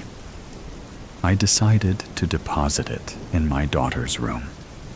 Riva is 15, and as such, she believes she has impeccable taste, when in fact, she has no taste whatsoever. She was quite stunned when I showed her the mirror. It's unusual for me to give her gifts, even on her birthday, when I usually donate money to a charity in her name. She took to the mirror immediately, and Griff did his best to hang it in her room, without putting holes in every wall. Finally, he managed to erect it by her closet, and then we all went about our day in preparation for the arrival of Queen Daphne. Almost immediately, things began to go wrong. I noticed that suddenly all the photographs around the house had been altered. I had no idea how it was happening, but the heads of everyone in the photos were gone. Simply gone. I thought it might be some sort of prank, but neither my husband nor my daughter are all that funny. When I mentioned the occurrence at dinner that night, Riva confessed to me that she believed her mirror was haunted. Not just haunted, mind you, but haunted by the ghost of Marie Antoinette. I would have chalked the whole thing up to a teenager's imagination. But my daughter is the least imaginative person you've ever met in your life. Deciding to investigate myself, I marched straight up to her room and planted myself in front of that mirror. Sure enough, after only a moment or two, there she was, Reine de France, herself. She had her head, but there was a minor scar around her neck, and she was holding the most adorable little dog. My French is spotty, since I haven't spoken it since college, when I spent a semester abroad in Paris, smoking cigarettes and ordering hamburgers at French cafes. I managed to work out that the mirror given to me was once owned by Marie's great-great-granddaughter, and she had taken up residence in it since she found heaven to be rather dull.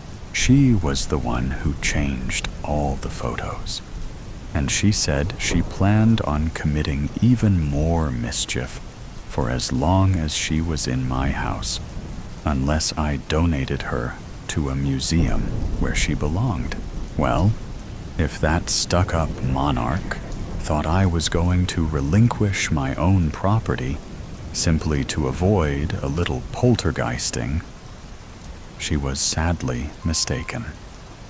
I told Marie that she was now a guest in my home and would act accordingly, or I would see to it that her mirror was placed in the shed where some petty thieves might abscond with it, the same way they had with the revolting rug my mother-in-law had purchased for me.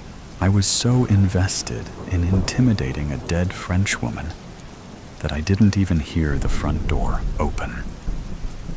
Daphne had entered our house without knocking, shocker, and came right upstairs to greet Riva, because her granddaughter is the only person she actually cares to see. She arrived just in time to hear me relay to Marie the story of the stolen rug, and she was none too pleased. I turned to see her standing in the doorway, holding the most vile candelabra I've ever laid my eyes on. "Well," she huffed, "would you care to throw this in the shed as well?" Truth be told, that's exactly what I wanted to do with it. Over the next few days, I couldn't tell you who irritated me more, my mother-in-law or the ghost of Marie Antoinette. While Daphne did her standard passive-aggressive commentary on everything from my fashion choices. A woman your age wearing skirts? How brave. To how I raise my child. Would one birthday gift a year really be that bad? Marie preferred to be a bit more whimsical in her torment. The house was constantly filled with smoke for no reason at all. It wasn't until I located the source of the smoke that I realized our oven was on high and there was a cake burning inside of it. It might be true that she never actually uttered the phrase about letting servants have their pastry, but that's no reason to waste perfectly good food. I have no idea how she even put the cakes together in the first place, since we normally order takeout and keep absolutely nothing in our pantries. Another tidbit Daphne likes to use against me when she visits. "No sugar," she'll squawk. What kind of a household has no sugar? A skinny household. That's what I feel like saying, but I never do. If I hadn't known better, I would have thought the two of them were conspiring against me in my own home. Daphne blamed Marie when all my skincare products were suddenly smeared all over the bathroom walls. But I can't believe anyone that rich would willfully waste La Mer. Marie was definitely responsible for what was going on with Riva. However, my daughter suddenly began acting out. She was shouting about bourgeoisie and escargot and something about a pot de chambre. It took me a day or so, but then I understood that Marie was trying to possess the girl in order to have an even more effective way of terrorizing everyone in the household. Griff was no help at all during all of this, by the way. He loves the History Channel, so for him, this was all wetly entertaining. It wasn't until Riva began taking 5 baths a day and demanding that I feed her bonbons that I decided enough was enough. My plan was to take the mirror out to the shed and smash it into 1,000 pieces. But I remember seeing an old horror film where destroying the haunted item caused the specter to permanently embed itself in the home. The last thing I needed was my daughter walking around like royalty until leaving for whatever community college we'd be sending her off to. I waited until earlier today, when Daphne and Riva were sitting on the couch with a cheese plate watching Les Miserables. And then I tore up to Riva's room and grabbed the mirror. I had to be careful coming down the stairs with it. But luckily for me, they were engrossed in the scene where the revolutionaries were being slaughtered. "Brilliant," I heard Marie exclaim in French. "I just love a good comedy." Somehow, all by myself, I managed to get this ghastly mirror into my car and drive it all the way back here. Now, I would like to return it. I would like an apology.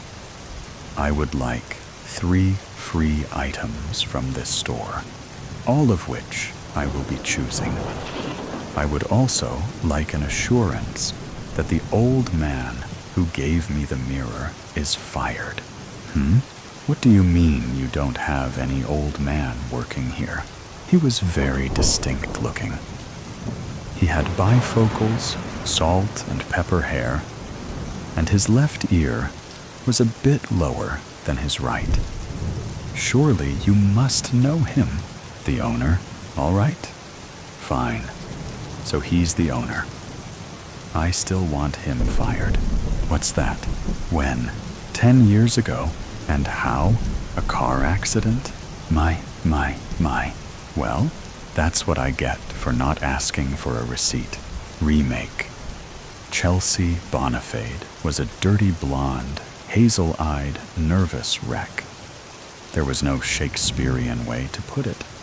A sneeze had the girl run for cover, like a live grenade was tossed in her direction. She found solace in books, and yet she would see a library as too crowded for her comfort. If being an introvert could be mathematically cubed in real life, it would be her. A hall of mirrors stood before her, each one illuminated by a light inserted into the ceiling. At the behest of her date, promising that this would help with her anxiety and nervousness, she walked through the doorway and started her navigation, reflecting on not just the images before her, but on her memories of the past few weeks. For some reason, Tony Palmer had chosen her over all the other girls. Perhaps their outdoorsy demeanors put him off, given that they would exuberantly throw themselves onto any handsome boy with a large sum of money attached to his family's name. Or it could just be a personal preference. Chelsea never saw herself vainly, plainly applying a basic touch of makeup upon her visage before leaving her home to traverse the routine grounds of the school. It was during a day of taking her lunch out to the grounds that she actually bumped into Tony, her lunch meeting his shirt and adding more starch to it than what had been previously applied. He laughed the event off, but Chelsea was surprisingly insistent on washing out her mess. If anyone else found out about this at school, she couldn't bear to show her face around anymore. As for Tony, he had been with her for almost a month, exercising the second most important virtue of any relationship, which is patience. even when she was ready to give up on the relationship. He would counsel her, asking her to give it a little more time. There must be a way for them to connect. Somehow, he told her, he had to bring out that more outgoing part of Chelsea. A carnival arrived in town during the fall, giving an opportunity to both. Chelsea never went to any event and hesitated in reluctance, but Tony insisted, pursuing this issue, with the reason being that this could change her. Soon, she said yes. Tony meant well, she thought, as she stepped between the frames, and after gently bumping into a glass wall and gasping, she felt around and found an empty space on her left, which she turned and followed. As more of her reflections popped up, her heart started beating faster. It wasn't because of this place. She remembered that she was shown the entrance and exit, with a map shown by Tony so as not to panic. No, it was because of Tony. She felt better around him. Was this love? Another glass wall, this time with the empty space on the right.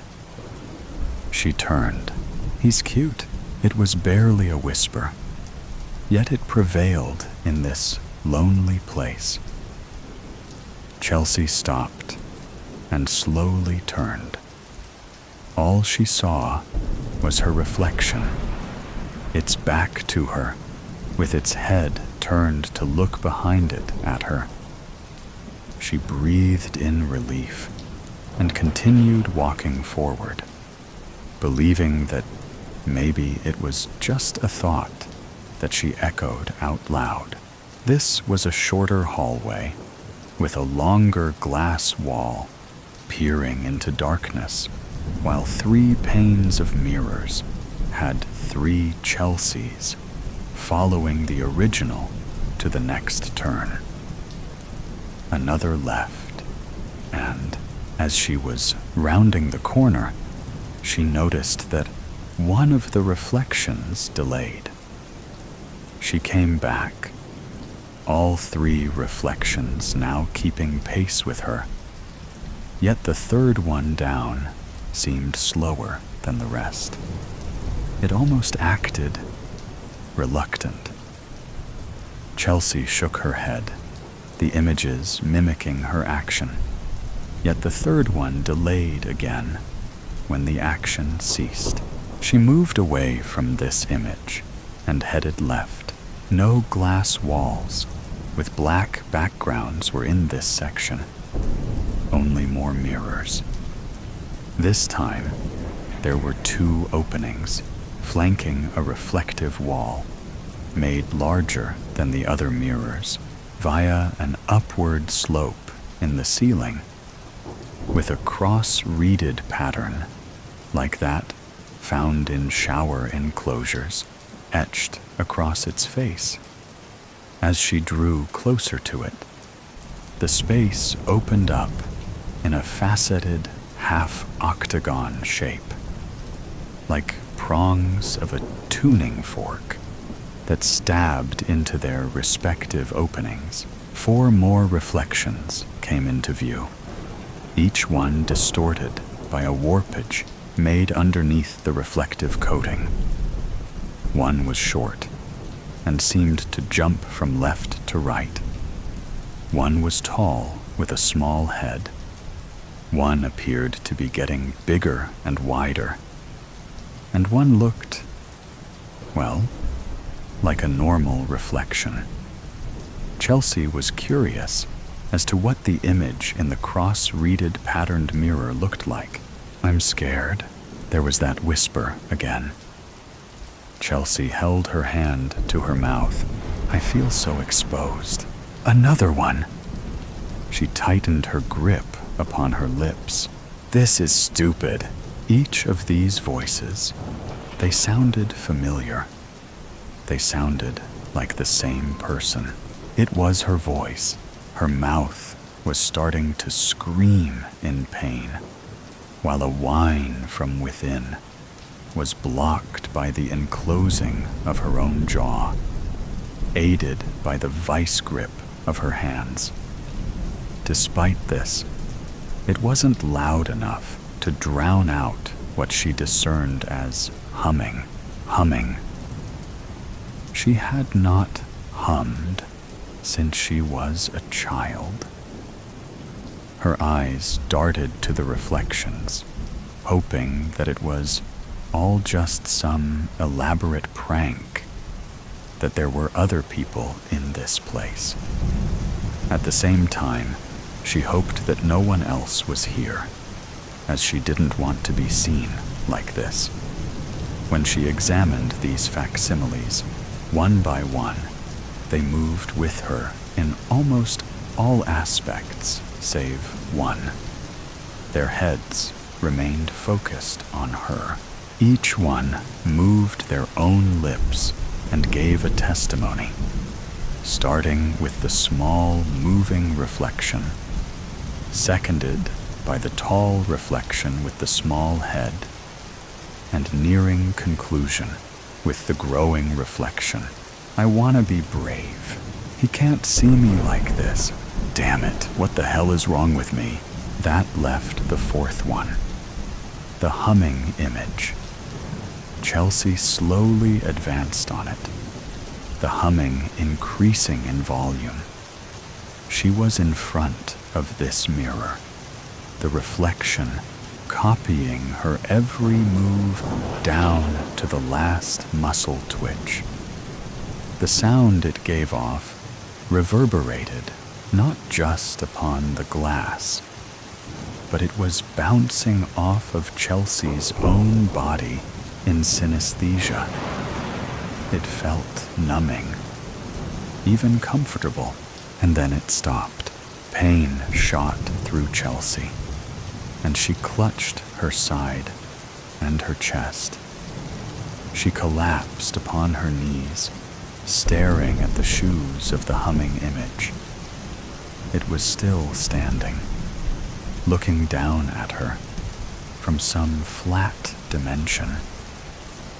The humming came back, and the pain started to rescind.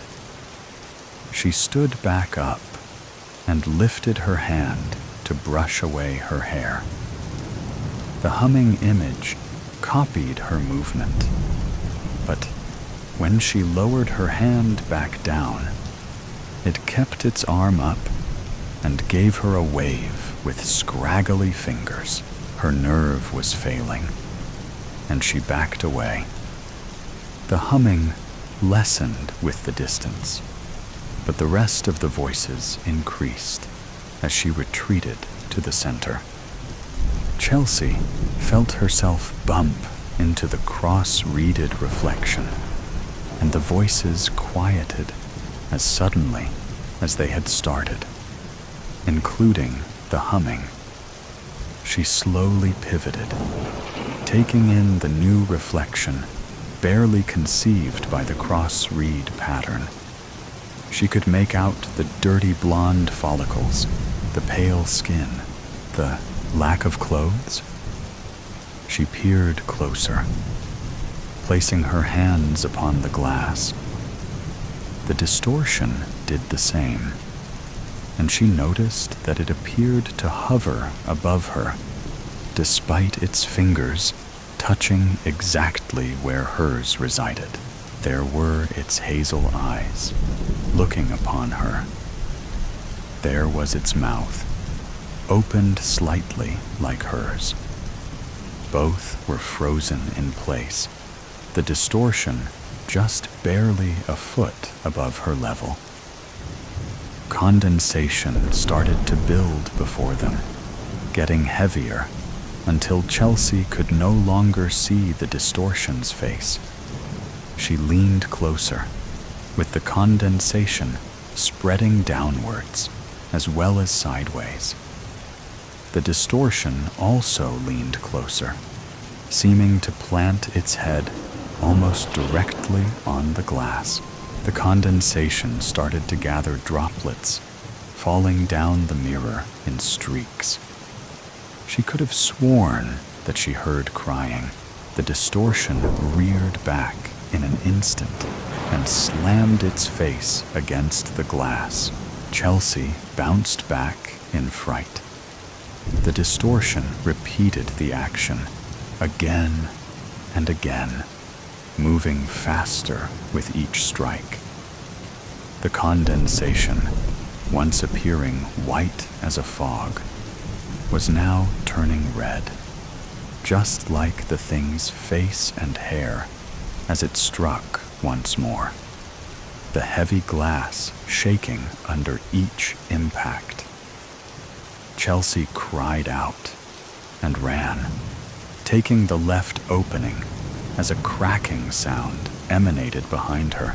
More mirrors, more distortions, left, right, blackened glass, opening, and Chelsea clutching her chest once more as that pain returned.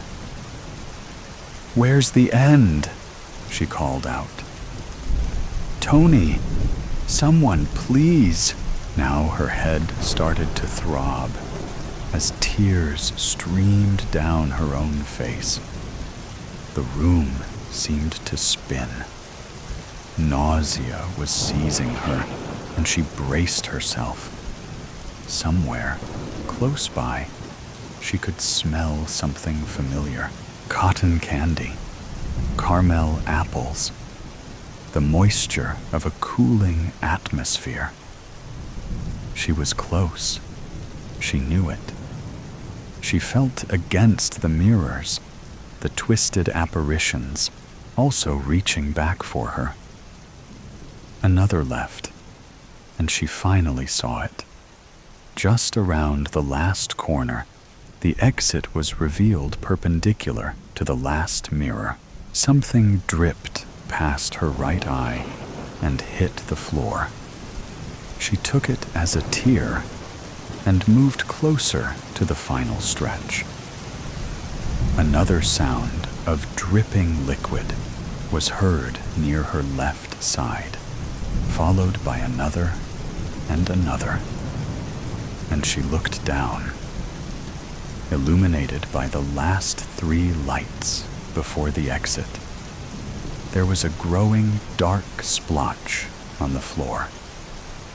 She looked up, being greeted only by the dark gray ceiling and the final mirror. More drips. Confused, she brushed her hand through her hair, feeling something wet upon her scalp. She pulled her hand back before her eyes. Red blood? She sniffed it. But there was no metallic aroma. In fact, it smelled nice, like freshly shampooed hair. She felt around her head again. More red. This made no sense. She turned to the final mirror, the sight of her blonde hair, broken in so many places, with splotches of red, ramped up the already rapid drumming of her heart. What's worse was that these splotches appeared to be growing from around her head to the bulbs and tips, spreading even to the front. She reached up and grabbed her bangs, her morphing reflection doing the same. Pulling her hair close to her eye, she could see that it was still dirty blonde. The reflection watched her panicked state with intrigue, releasing its reddening hair as she released hers. Her panic drained from her in that moment. A strange peace starting to seize her as the reflection smiled confidently. The pain was gone. The fear was shrinking. A coolness surrounded her, and she stepped back, the reflection mirroring her movements. She turned to look at her exit, just as this strange doppelganger looked out hers. They exchanged a glance one last time. Then they both moved to the threshold. Satchly, Fainbode walked out of the Hall of Mirrors, meeting Tony on the grass and kissing him on the lips. He pulled away, surprised at the sudden change in this young woman. "Hey babe, did you change your hair in the halls?" She smiled at him and caressed her auburn locks. "Yep. And then some." Doppel by Sean Glenn. Douglas Packard. Why is it that when we stare into terror, we often stare into our own eyes? I think it's the way we're wired. It's our thoughts. We have access to them, but nobody else. And just as it is impossible for foreign hands to unscrew our craniums and peer inside, so too do the minds of others remain unknowable to us. We're alarmed at minds different from our own. We fear those that could be similar, because we don't have to imagine. We know the demons that surge even through normal brains, bat wings and saber fangs next to the little voice that says we should give Grandma a call and then rake the leaves. There's a man in the upper right-hand corner of the mirror. His eyes are my own. Doom. It shudders through me. But how could that be? Russet leaves swirl down from above. They dance in the copper mid-autumn light. It's Saturday at the farmer's market. Children dashing gleefully through cool grass. Fathers in pursuit. Toddlers clamoring at their mothers for another bite of sugary muffin. Cream cheese frosting from the last one, dolloped on the tip of their nose. Peruvian coffee and cheddar frittatas in the air. Fall bounty everywhere. Squash and sweet potatoes, and kale, carrots, beets, and pumpkins.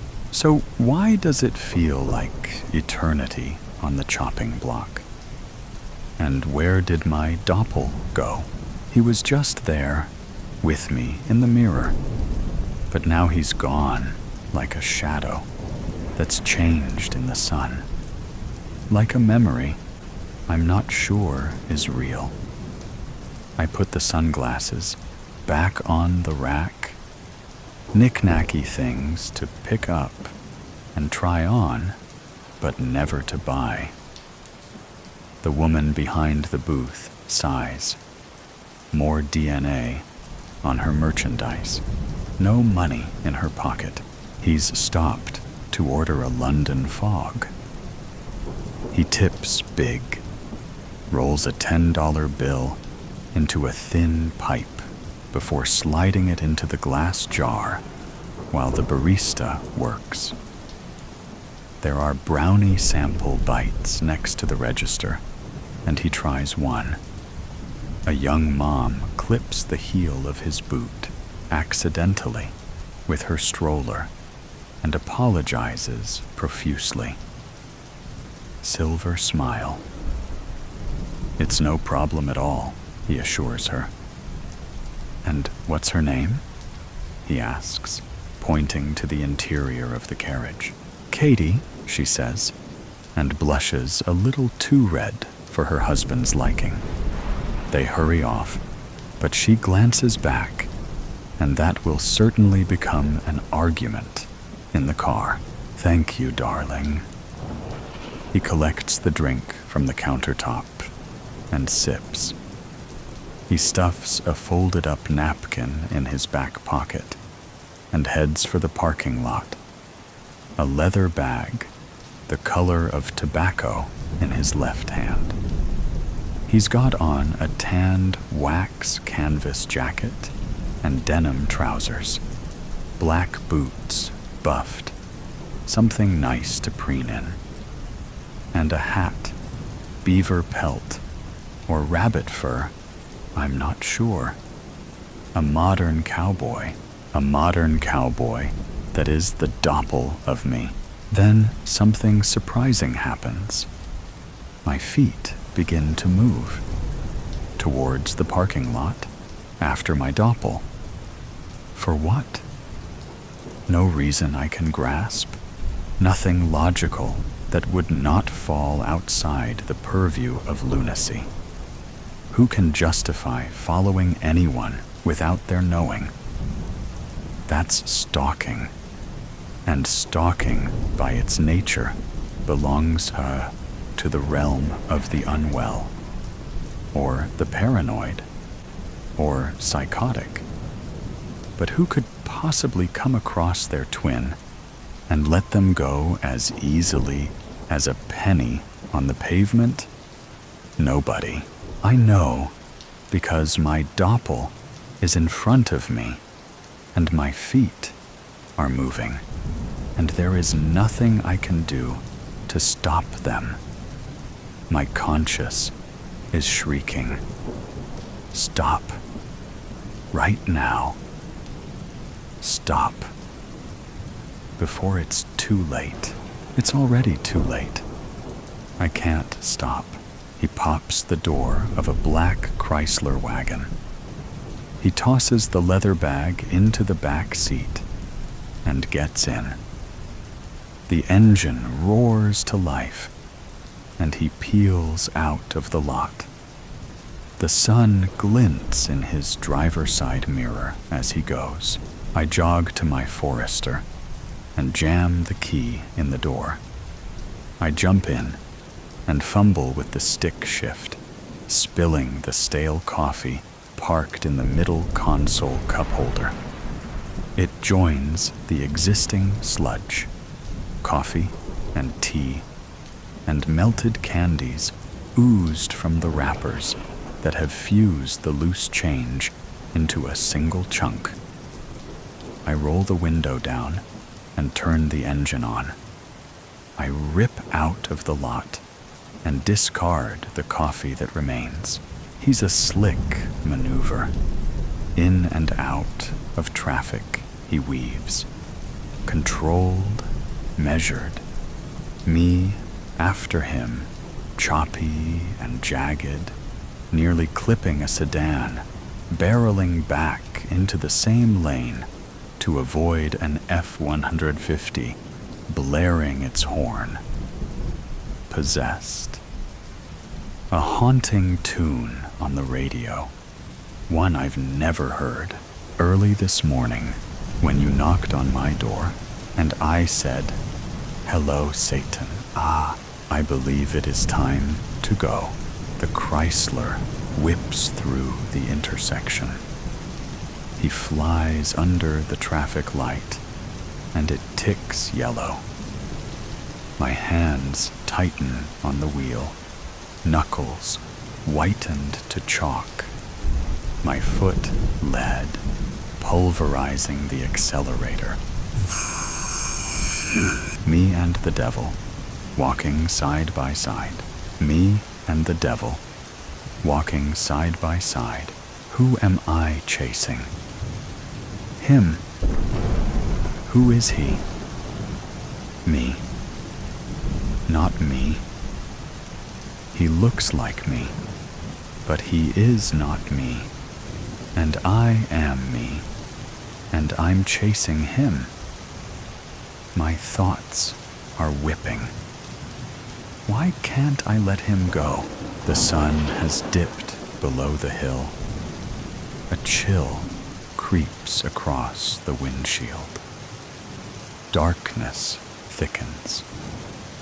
I give the man more distance in these residential blocks, so he remains unaware of me. His speed slows, and he crawls along a few more yards before halting entirely. The interior lights extinguish. I kill my engine at the stop sign a block away, scared to venture too close. A few minutes pass. Then the driver's side door opens, and he emerges. He gathers the leather bag and heads into the house, a bungalow with a converted attic that peeks out from a window above the entrance. When I was 7 years old, I saw a boy beaten so bad he had to be induced into a coma. My mother let me walk home from school as long as I called her at work, exactly at 3:30, to let her know I was home. Walking a few blocks in your own neighborhood wasn't considered negligence back then. There was an alleyway hidden from the road that abutted an abandoned property and an empty lot overgrown with weeds. My mother told me to avoid it, but I was a kid, and it was faster. So what was the harm? 4 boys encircled him, shoving him back and forth like a rag doll. They were older than me, maybe 13 or 14. The boy being terrorized was half their size and already roughed up quite a bit. He had a gash in his lip and a dark spot on his cheek that would certainly be a bruise tomorrow. A rip in his arm sleeve. They pushed and taunted, slapped and cackled. I hid behind the dumpster and cowered, unable to help, scared to retreat since they might see me. What happened next is seared into the unforgettable part of my brain. The chief Neanderthal raised a rock over his head. A rock, not a stone. Something the size of a softball.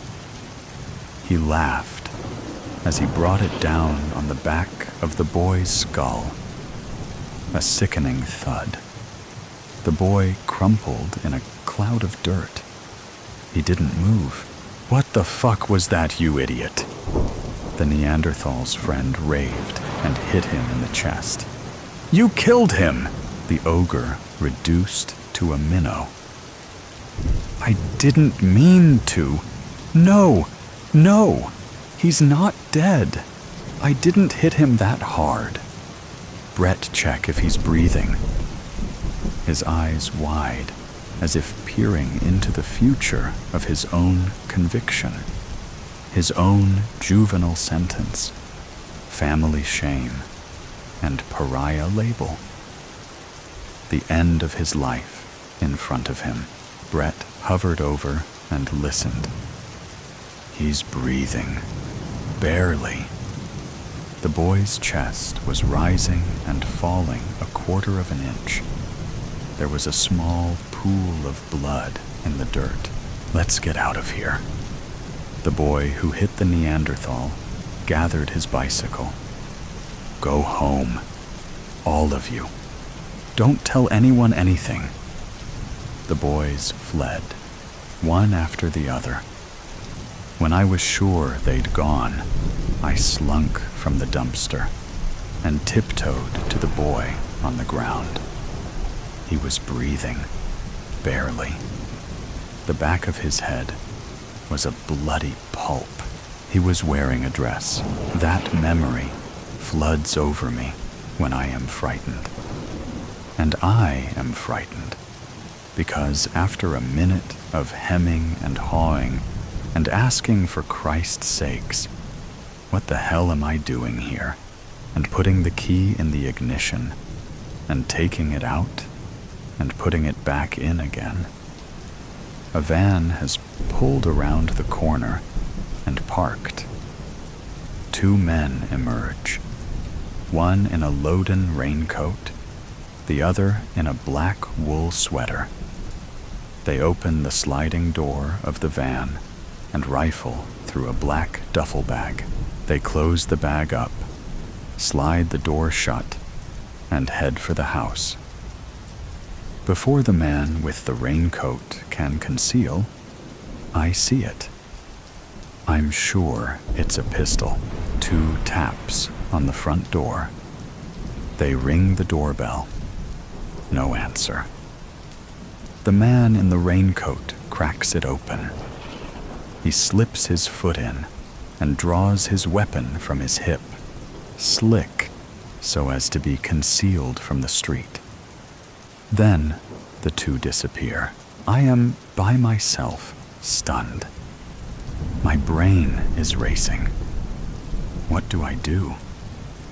Who do I call? Should I just start laying on the horn? My nerves are boiling inside of me, my mind clouding over. Call the police? Tell them what? That I stalked a stranger I thought was my Doppel to a place I've never been, and there are 2 armed men after him in whose house I don't know? 5 minutes zoom by. I have to do something. I don't move. A gun barrel on my temple. Cold, freezing. My toes tingle beneath me. Weight and feeling gone away.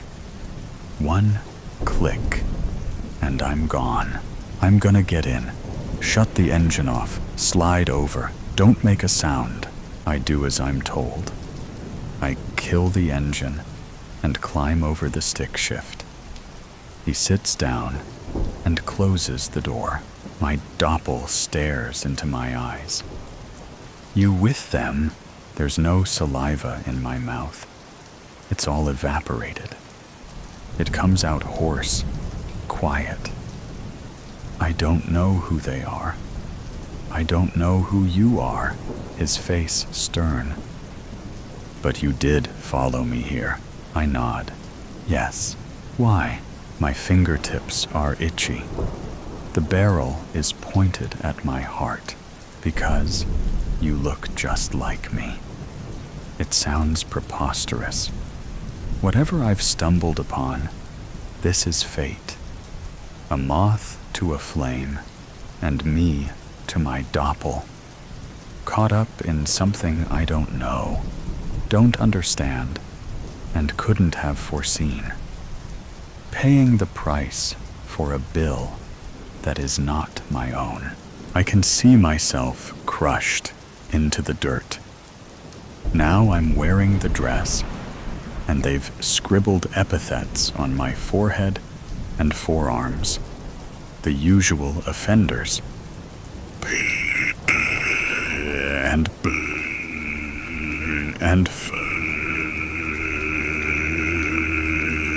And a crude penis on my cheek, angled downwards towards my busted lip. I touch my fingertips to the back of my skull. Cherry red. I believe you. My lips trembling. What? I ask. I don't know what else to say. I believe you, that you're not with them. He's silent for a moment, and then lowers the weapon. We do look exactly alike. A Leaf helicopters onto the windshield. Who are they? Tsk. He sucks his teeth. You seen that leather bag I'm totin'? I nod. Yeah. He looks me back in the eye.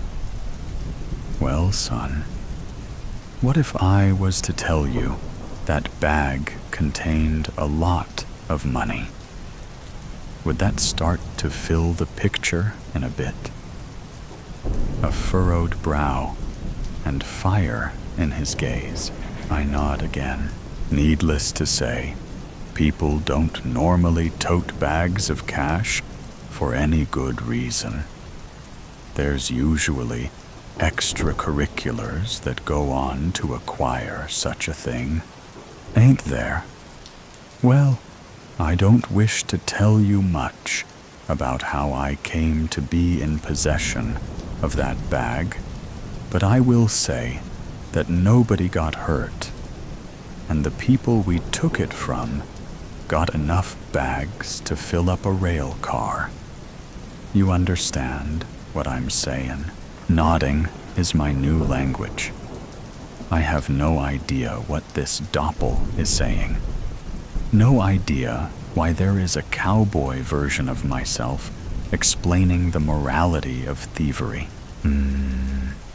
He grunts and lights a cigarette. Well, there is a mistruth in there. Someone did get hurt. Used to be 4 of us that did this work. But Maggie, she caught a bullet we just couldn't caulk. Gushed and gushed and gushed, and then, finally, her face just went white. Gone. Like that. He snaps his fingers like catching a bullet is a period at the end of the sentence. Maggie had herself a daughter, paralyzed from the waist down in an accident when she was a young'un. Needed a lot of care, that girl. That's why Maggie did what she did, and she was good at it. That's why she deserved her share. That's why, now she's gone, her daughter deserves what her mama earned. The Doppel drags on the cigarette. The car is an ozone of tar. He rolls down the window and ashes the butt. My partners, they disagreed. He nods to the house. They're your partners? Were? Things didn't end well between us. As you can see, the lights in the house have been turned down. They're waiting. I need something from you, kid. This time, I don't nod. I need you to sneak through the back, peek in, and let me know where they are. There's a path through the neighbor's backyard that will conceal you. Leads all the way to the cellar doors, hidden by the brush.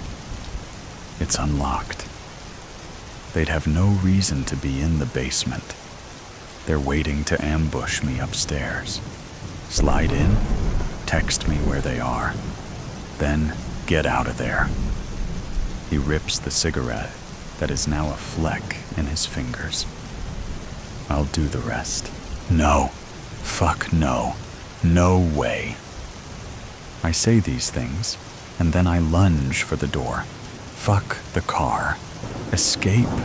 Run. Figure it out later. Get to safety. Flee from this Doppel. Now the boy that was attacked is in a new dress, but this dress is a hospital gown, and there's gauze over his face and head left over from surgery. The green line of the heart monitor blips meekly. I can't say no. This man has my face, and I trust him. He's magnetic. I nod. I reach for the handle, and the Doppel brushes my shoulder. Take this, just in case. It's a revolver with a walnut grip. My feet move me. Around the block, and then through the neighbor's yard, hugging the fence line, and then dashing to the cellar doors. I duck in and pull the lever closed. Quiet. So quiet. Breaths now could be catastrophic. My heart pulses in my esophagus, palms with lakes pooling in them. I tiptoe to the stairs and then inch my way up, one by one. No creaks, no breaths. I edge the cellar door open, my eye in the narrow slit, hidden by the darkness. One at the kitchen table, the other in a living room chair, facing the entrance. There's something wrong. Both of their heads are jerked upwards, twisted grotesquely to the ceiling. If I'm wrong, then I'm a dead man. But I'm not wrong. They are the dead men. I push the door open, and there is no rush to kill me. No commotion at all. I'm too afraid to flip the lights. I sneak over and immediately collapse to my knees, dry heaving. I force myself to keep the bile down, eyes watering like faucets. Twin crescents carved from ear to ear, the both of them. Exposed vertebrae, horror-filled eyes, like they'd seen the devil, nothing less. The devil. The front door explodes open, and officers pour in. There are red and blue flashing lights in my periphery, melted candles of color blurring my vision from the smoke bombs. Get on the fucking ground, now! Get down or you're dead! The boy that was attacked avoided brain death, but he lived with disability all his life. I never told my parents what I saw. I didn't tell anyone. I was too scared. On a lonely highway in the moonlight, the Doppel turns the radio knob. See? Don't see why. People dog me around. It must be that old evil spirit, so deep down in your ground. He turns the volume up, all the way up. Into the night, he shouts. I'm a dark mirror hound. Cabin fever. Then the storm broke and was replaced the next morning with a frozen 1880s blue sky. The kind when after the clouds clear, the world shuts down with a blinding but heartless sun. No wind and dead quiet. Jason and Bill huddled around the cabin's only wood burner. Above them, the pine timbers groaned and complained with the weight of the storm's snow, over 20 feet on the roof. But what dropped their stomach into a mine shaft was the sharp crack about every 10 minutes, a sound like a double barrel going off in the rafters. The cold clenched down on the roof beams. The cabin held in a merciless, ice-cold fist. It was not unknown for a collapsed cabin to be found in the spring, the dead still frozen under the rubble, a beast with a blood-froze beard. Bill mumbled out loud to himself, feeding logs to the wood burner. He'd almost lost Jason the night before. The storm outside had been ghost white and howling a blow. He had worried Jason would lose the rope he'd strung to the outhouse, 60 feet from the cabin. He knew from experience, men lose their way, only to be found in the spring thaw. So when Jason had slammed the pine door and come back in, shaking and terrified, saying he barely made it back, and talking about his lungs seared out from the cold, he had sighed in relief. But when he'd calmed down later, Jason said, "There's something out there, Bill. I could feel it looking at me. I swear I saw eyes in the dark, red eyes, and a growl." Provisions were low, so for supper, the only meal that day, Bill dished out steaming black beans, only a sourdough biscuit on the side. Bill, chicken.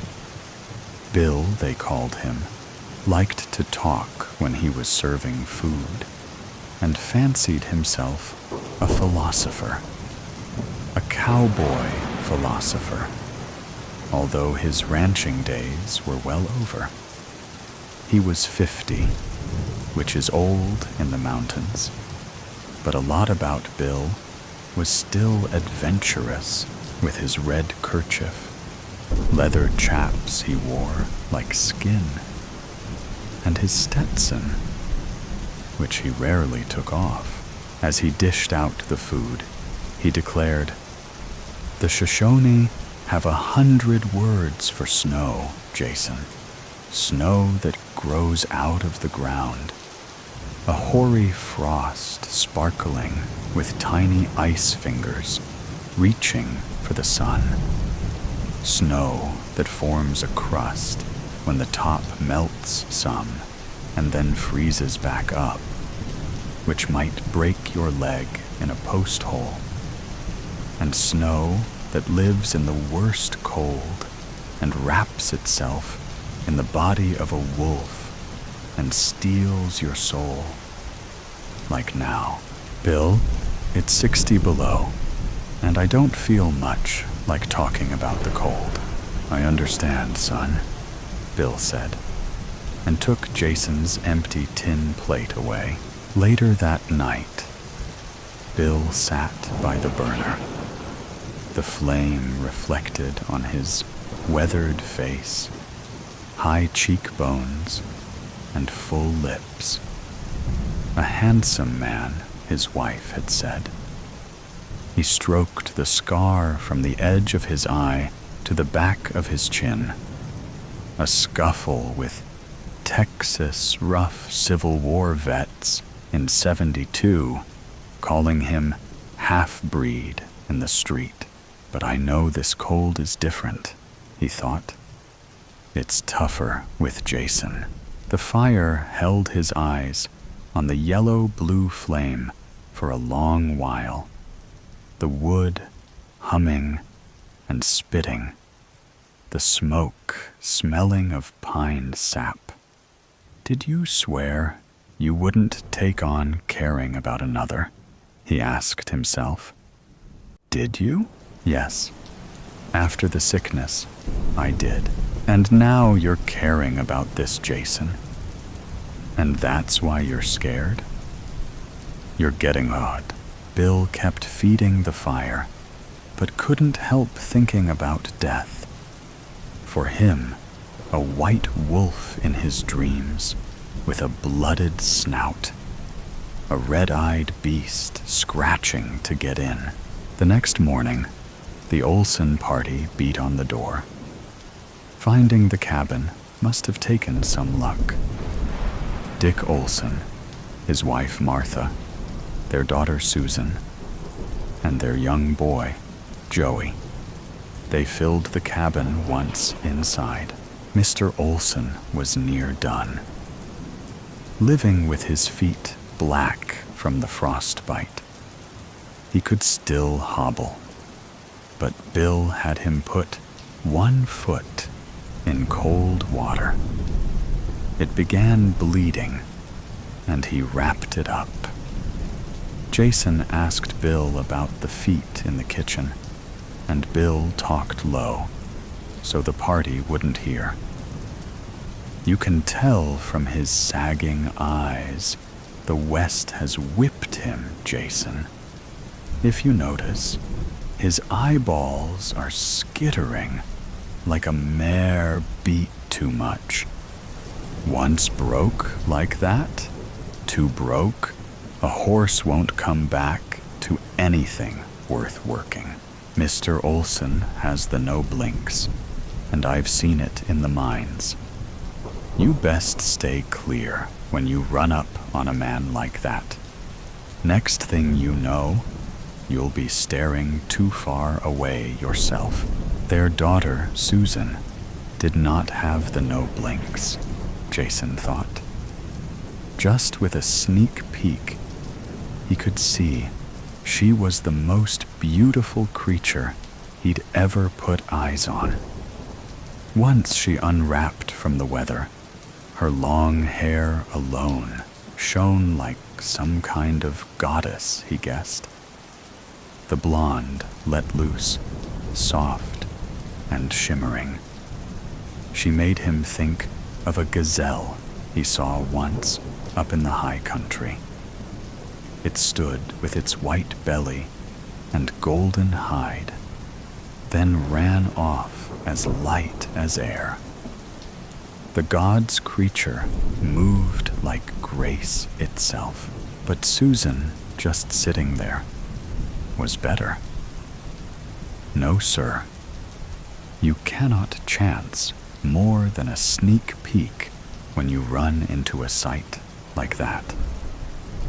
He kept his eyes on the burner and was glad when the Olson party carved out a private area off to the side, blankets making a wall of sorts.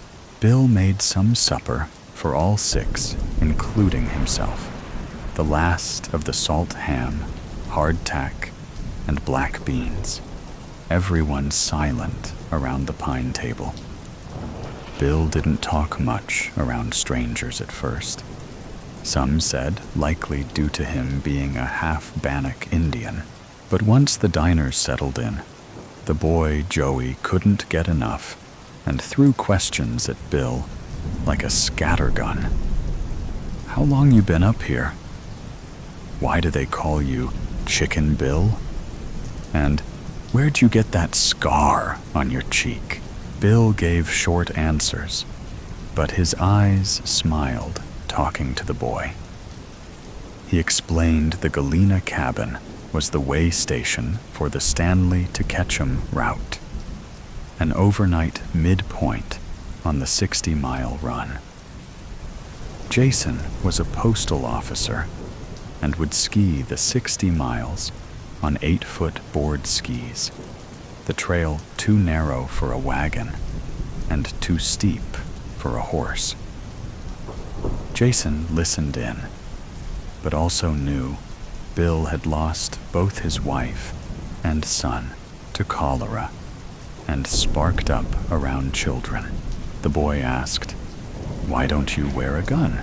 Bill said, "I'm done with guns, young man. Guns mostly don't ever work out like you expect." Joey's eyes grew into silver dollars. "Did you ever kill anybody?"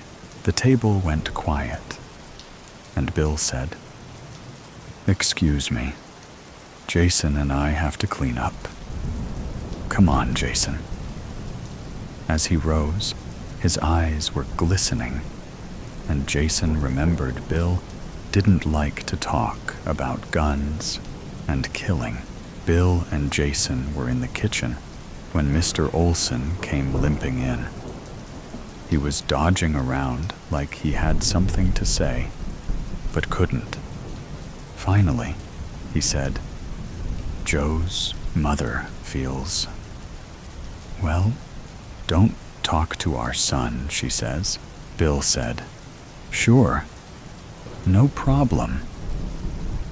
He took a deep breath and let it out. "You'll always be an outsider, looked at as an outcast by your own people, a savage Indian by the other." Jason felt bad for Bill, but the truth was, he thought there was nothing he could do about it anyway. The next day, the Dawson brothers pounded on the door. After coming in, they spread out like it was natural to position themselves for a gunfight. The one in the middle was Cliff, the oldest brother. He scanned the room, his eyes not missing a thing, running over Jason and Bill like bacon, greasy fingers, assessing if they were a threat. He then stopped on Mrs. Olson. You get lost out of Pocatello? Standing me up in Ketchum seem right to you? Slumped down at the table like a man giving up, Mr. Olson stared at his foot wrapped in the bloody rag.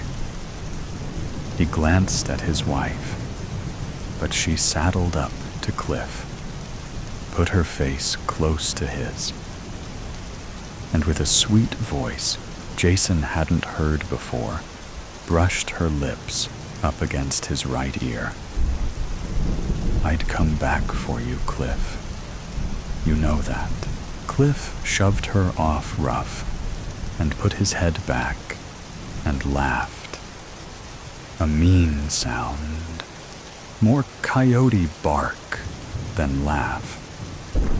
He said, "I guess I know when I been had, you viper." He nodded to Mr. Olson at the table. "Sorry, Dick. You can have her back now." Mrs. Olson shot a look at her husband. He was slumped at the table, his hands shaking while covering his face, his elbows on the yellow pine planks. The smaller brother came out from behind the blankets. He threw a black carpetbag down on the floor. Cliff kneeled and opened it up. The bag was full of money, bundles of cash. Mr. Olson looked up. His eyes misted, yellow-red. "Our future Martha. You wanted Oregon. There it lies. You didn't count on the snow." And looking at his feet, "Much less this damn freeze." Grabbing the bloody rag off his dead foot, he threw it at his wife, which she knocked away just before it hit her face.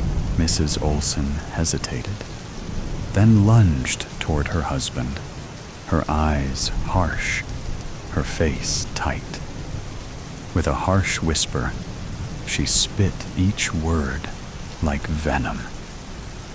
"Yes, the storm and the damn freeze, you fool. You're an old fool, the worst kind. You know that? You only see what you want." Mr. Olson glared back at her, but she stared him down. Cliff packed up the bag and threw it to the third brother near the window, then turned to Mrs. Olson. He pointed his gloved finger at her and narrowed his eyes, laughing through his sneer. "It's true.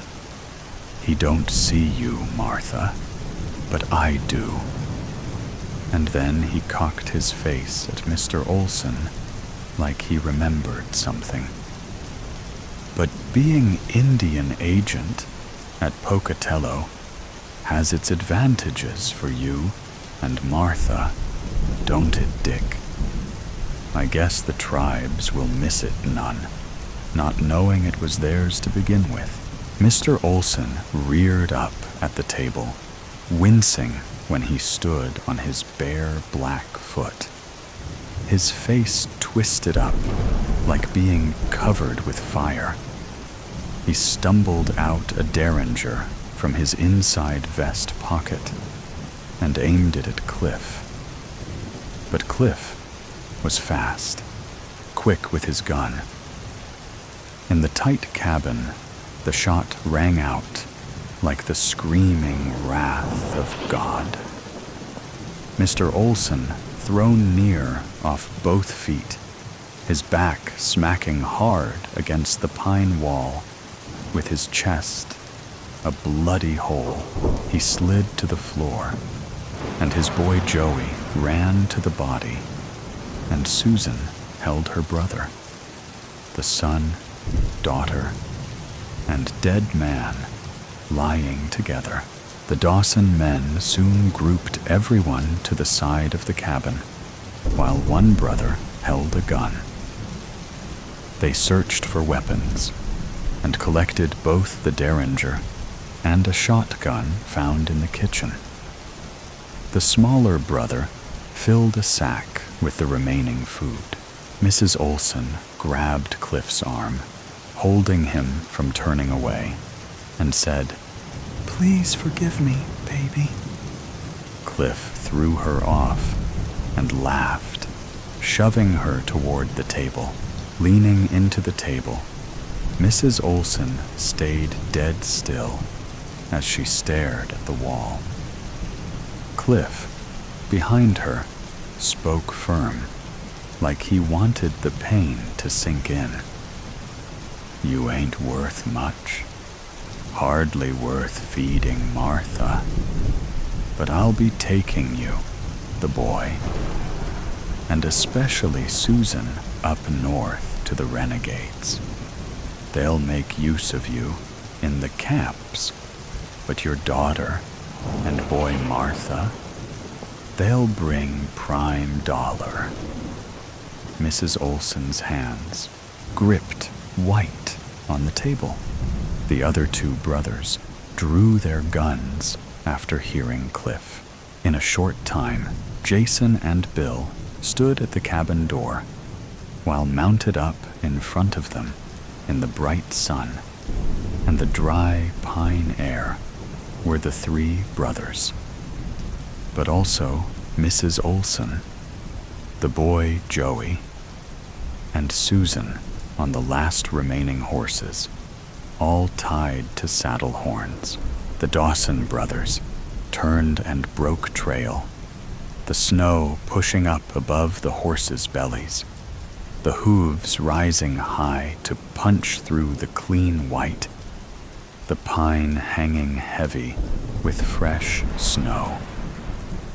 They were soon out of sight. Without a word, Bill pushed through the deep snow to the shed. He dragged the door open, hitting it with his shoulder, finally making his way in. After the sound of rummaging, he came out.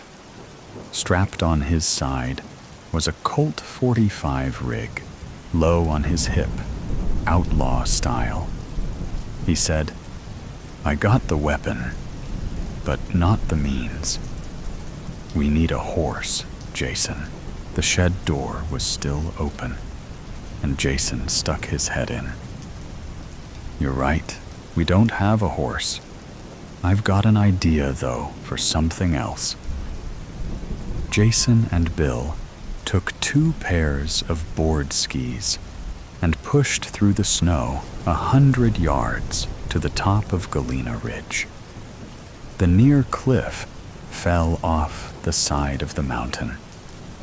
If they could ski it, and Jason couldn't guess how, but if they could, they'd cut off the Dawsons 2 miles away, where they came out the bottom of the switchbacks. They had to take the chance. Jason strapped both himself and Bill into the skis where they needed to drop off. Bill stared off the edge, wide-eyed. He grabbed Jason's arm, nervous as all get out. Jason had never seen him panicked like that, gaping over the edge like a little boy. He choked it out. "I need to tell you. I could had your postman job, Jason, but it required me to ski. Turned it down, and hell. That's why they started calling me Chicken Bill." Jason laughed to look at him. "Hell yourself, Bill. No chicken about it. It ain't nothing," he lied. "Let's go." They pushed off. The skis fell through air, and Jason sidestepped to turn as he hit the bank. The snow flowed like a heaven's mist over their heads, Jason's skis swooping back and forth, a fine curve on the fresh snow, the cold flakes stinging his face. They weren't skiing, but flying. Bill just closed his eyes and took a straight shot. Together, they leveled out on the basin. The riders slowly came out of the trees. The horses were struggling to lift their hooves in the deep snow, tired and pushed too hard. The younger brother was the first to notice Bill standing 50 yards ahead. Jason could tell Cliff, then saw Bill also, and was moving in position, turning side saddle so he could draw. As Cliff angled, Bill crouched in the snow. And when the two brothers pulled their sidearms, Bill drew in response, his gun light in his hand, like he was flicking his finger. He knocked the two younger brothers off their horses like nothing, ducks in a chute. Bill then took aim at Cliff with both hands, holding the revolver for the distance, but stopped. Mrs. Olson's horse crossed the path. The more Bill moved to get an aim, the more Mrs. Olson got in the way. "Shoot, damn it! Just shoot!" Bill blew air, exasperated. He raised his gun straight up and fired into the sky. This was the break Cliff was looking for. He leaned out, drew on Bill, and took him down with a blast of 3 shots. Cliff could shoot. Bill fell in front of Jason in the cold. As death approached, Bill didn't feel scared, but settled. A peace came over him. "But you're leaving Jason," he thought. "You need to tell him before you go." Leaning close, Jason said, "What, Bill? What is it?" He knew Bill was dying. "You can do it, Jason. You're a far better man than you think, son." Bill then closed his eyes. A warmth moved over Jason that he couldn't explain. He suddenly realized Bill was the closest thing to a father he'd ever had, and it was right then. Jason knew he was done with "can't do anything about it anyway," and it was right then he was done with the holding back, and he had to try. Feeling the heavy weight of the cold steel Colt in his hand, he stood up slowly and held the weapon down by his side. Cliff flanked him, staying side-saddled, with a broad grin on his face in the bright cold, moving to get the sun behind him. "Give it a try, boy," he said, and holstered his weapon. "When you're ready." And he angled his horse as he moved, his hand hovering on the gun handle. Jason lifted his arm, and Cliff's gun exploded in his hand. Jason never saw him draw. He was so fast. The slug hit him in the shoulder and through Jason's aim. He fell to the ground, and Cliff was soon above him, dismounted and kicking the Colt away. Jason looked down Cliff's gun barrel and felt his chest pounding. He knew the bullet was coming, and his only thought was hoping it didn't hurt. A quick ending, a snarling cut the cold air before Jason saw a white-shaped animal leap for Cliff, who fought the snapping jaws while he writhed on the snow, holding the white, wolf-like thing off his face. Cliff then screamed in terror. The animal slashed at him and dug in, ripping his throat out, then stuck its snout into the wound. Jason turned away, thinking he was next, but soon caught sight of the wolf flashing in the trees. An albino, pure white. He lost sight of the animal in the green pine, the needles covered in ice, crystals on the trees.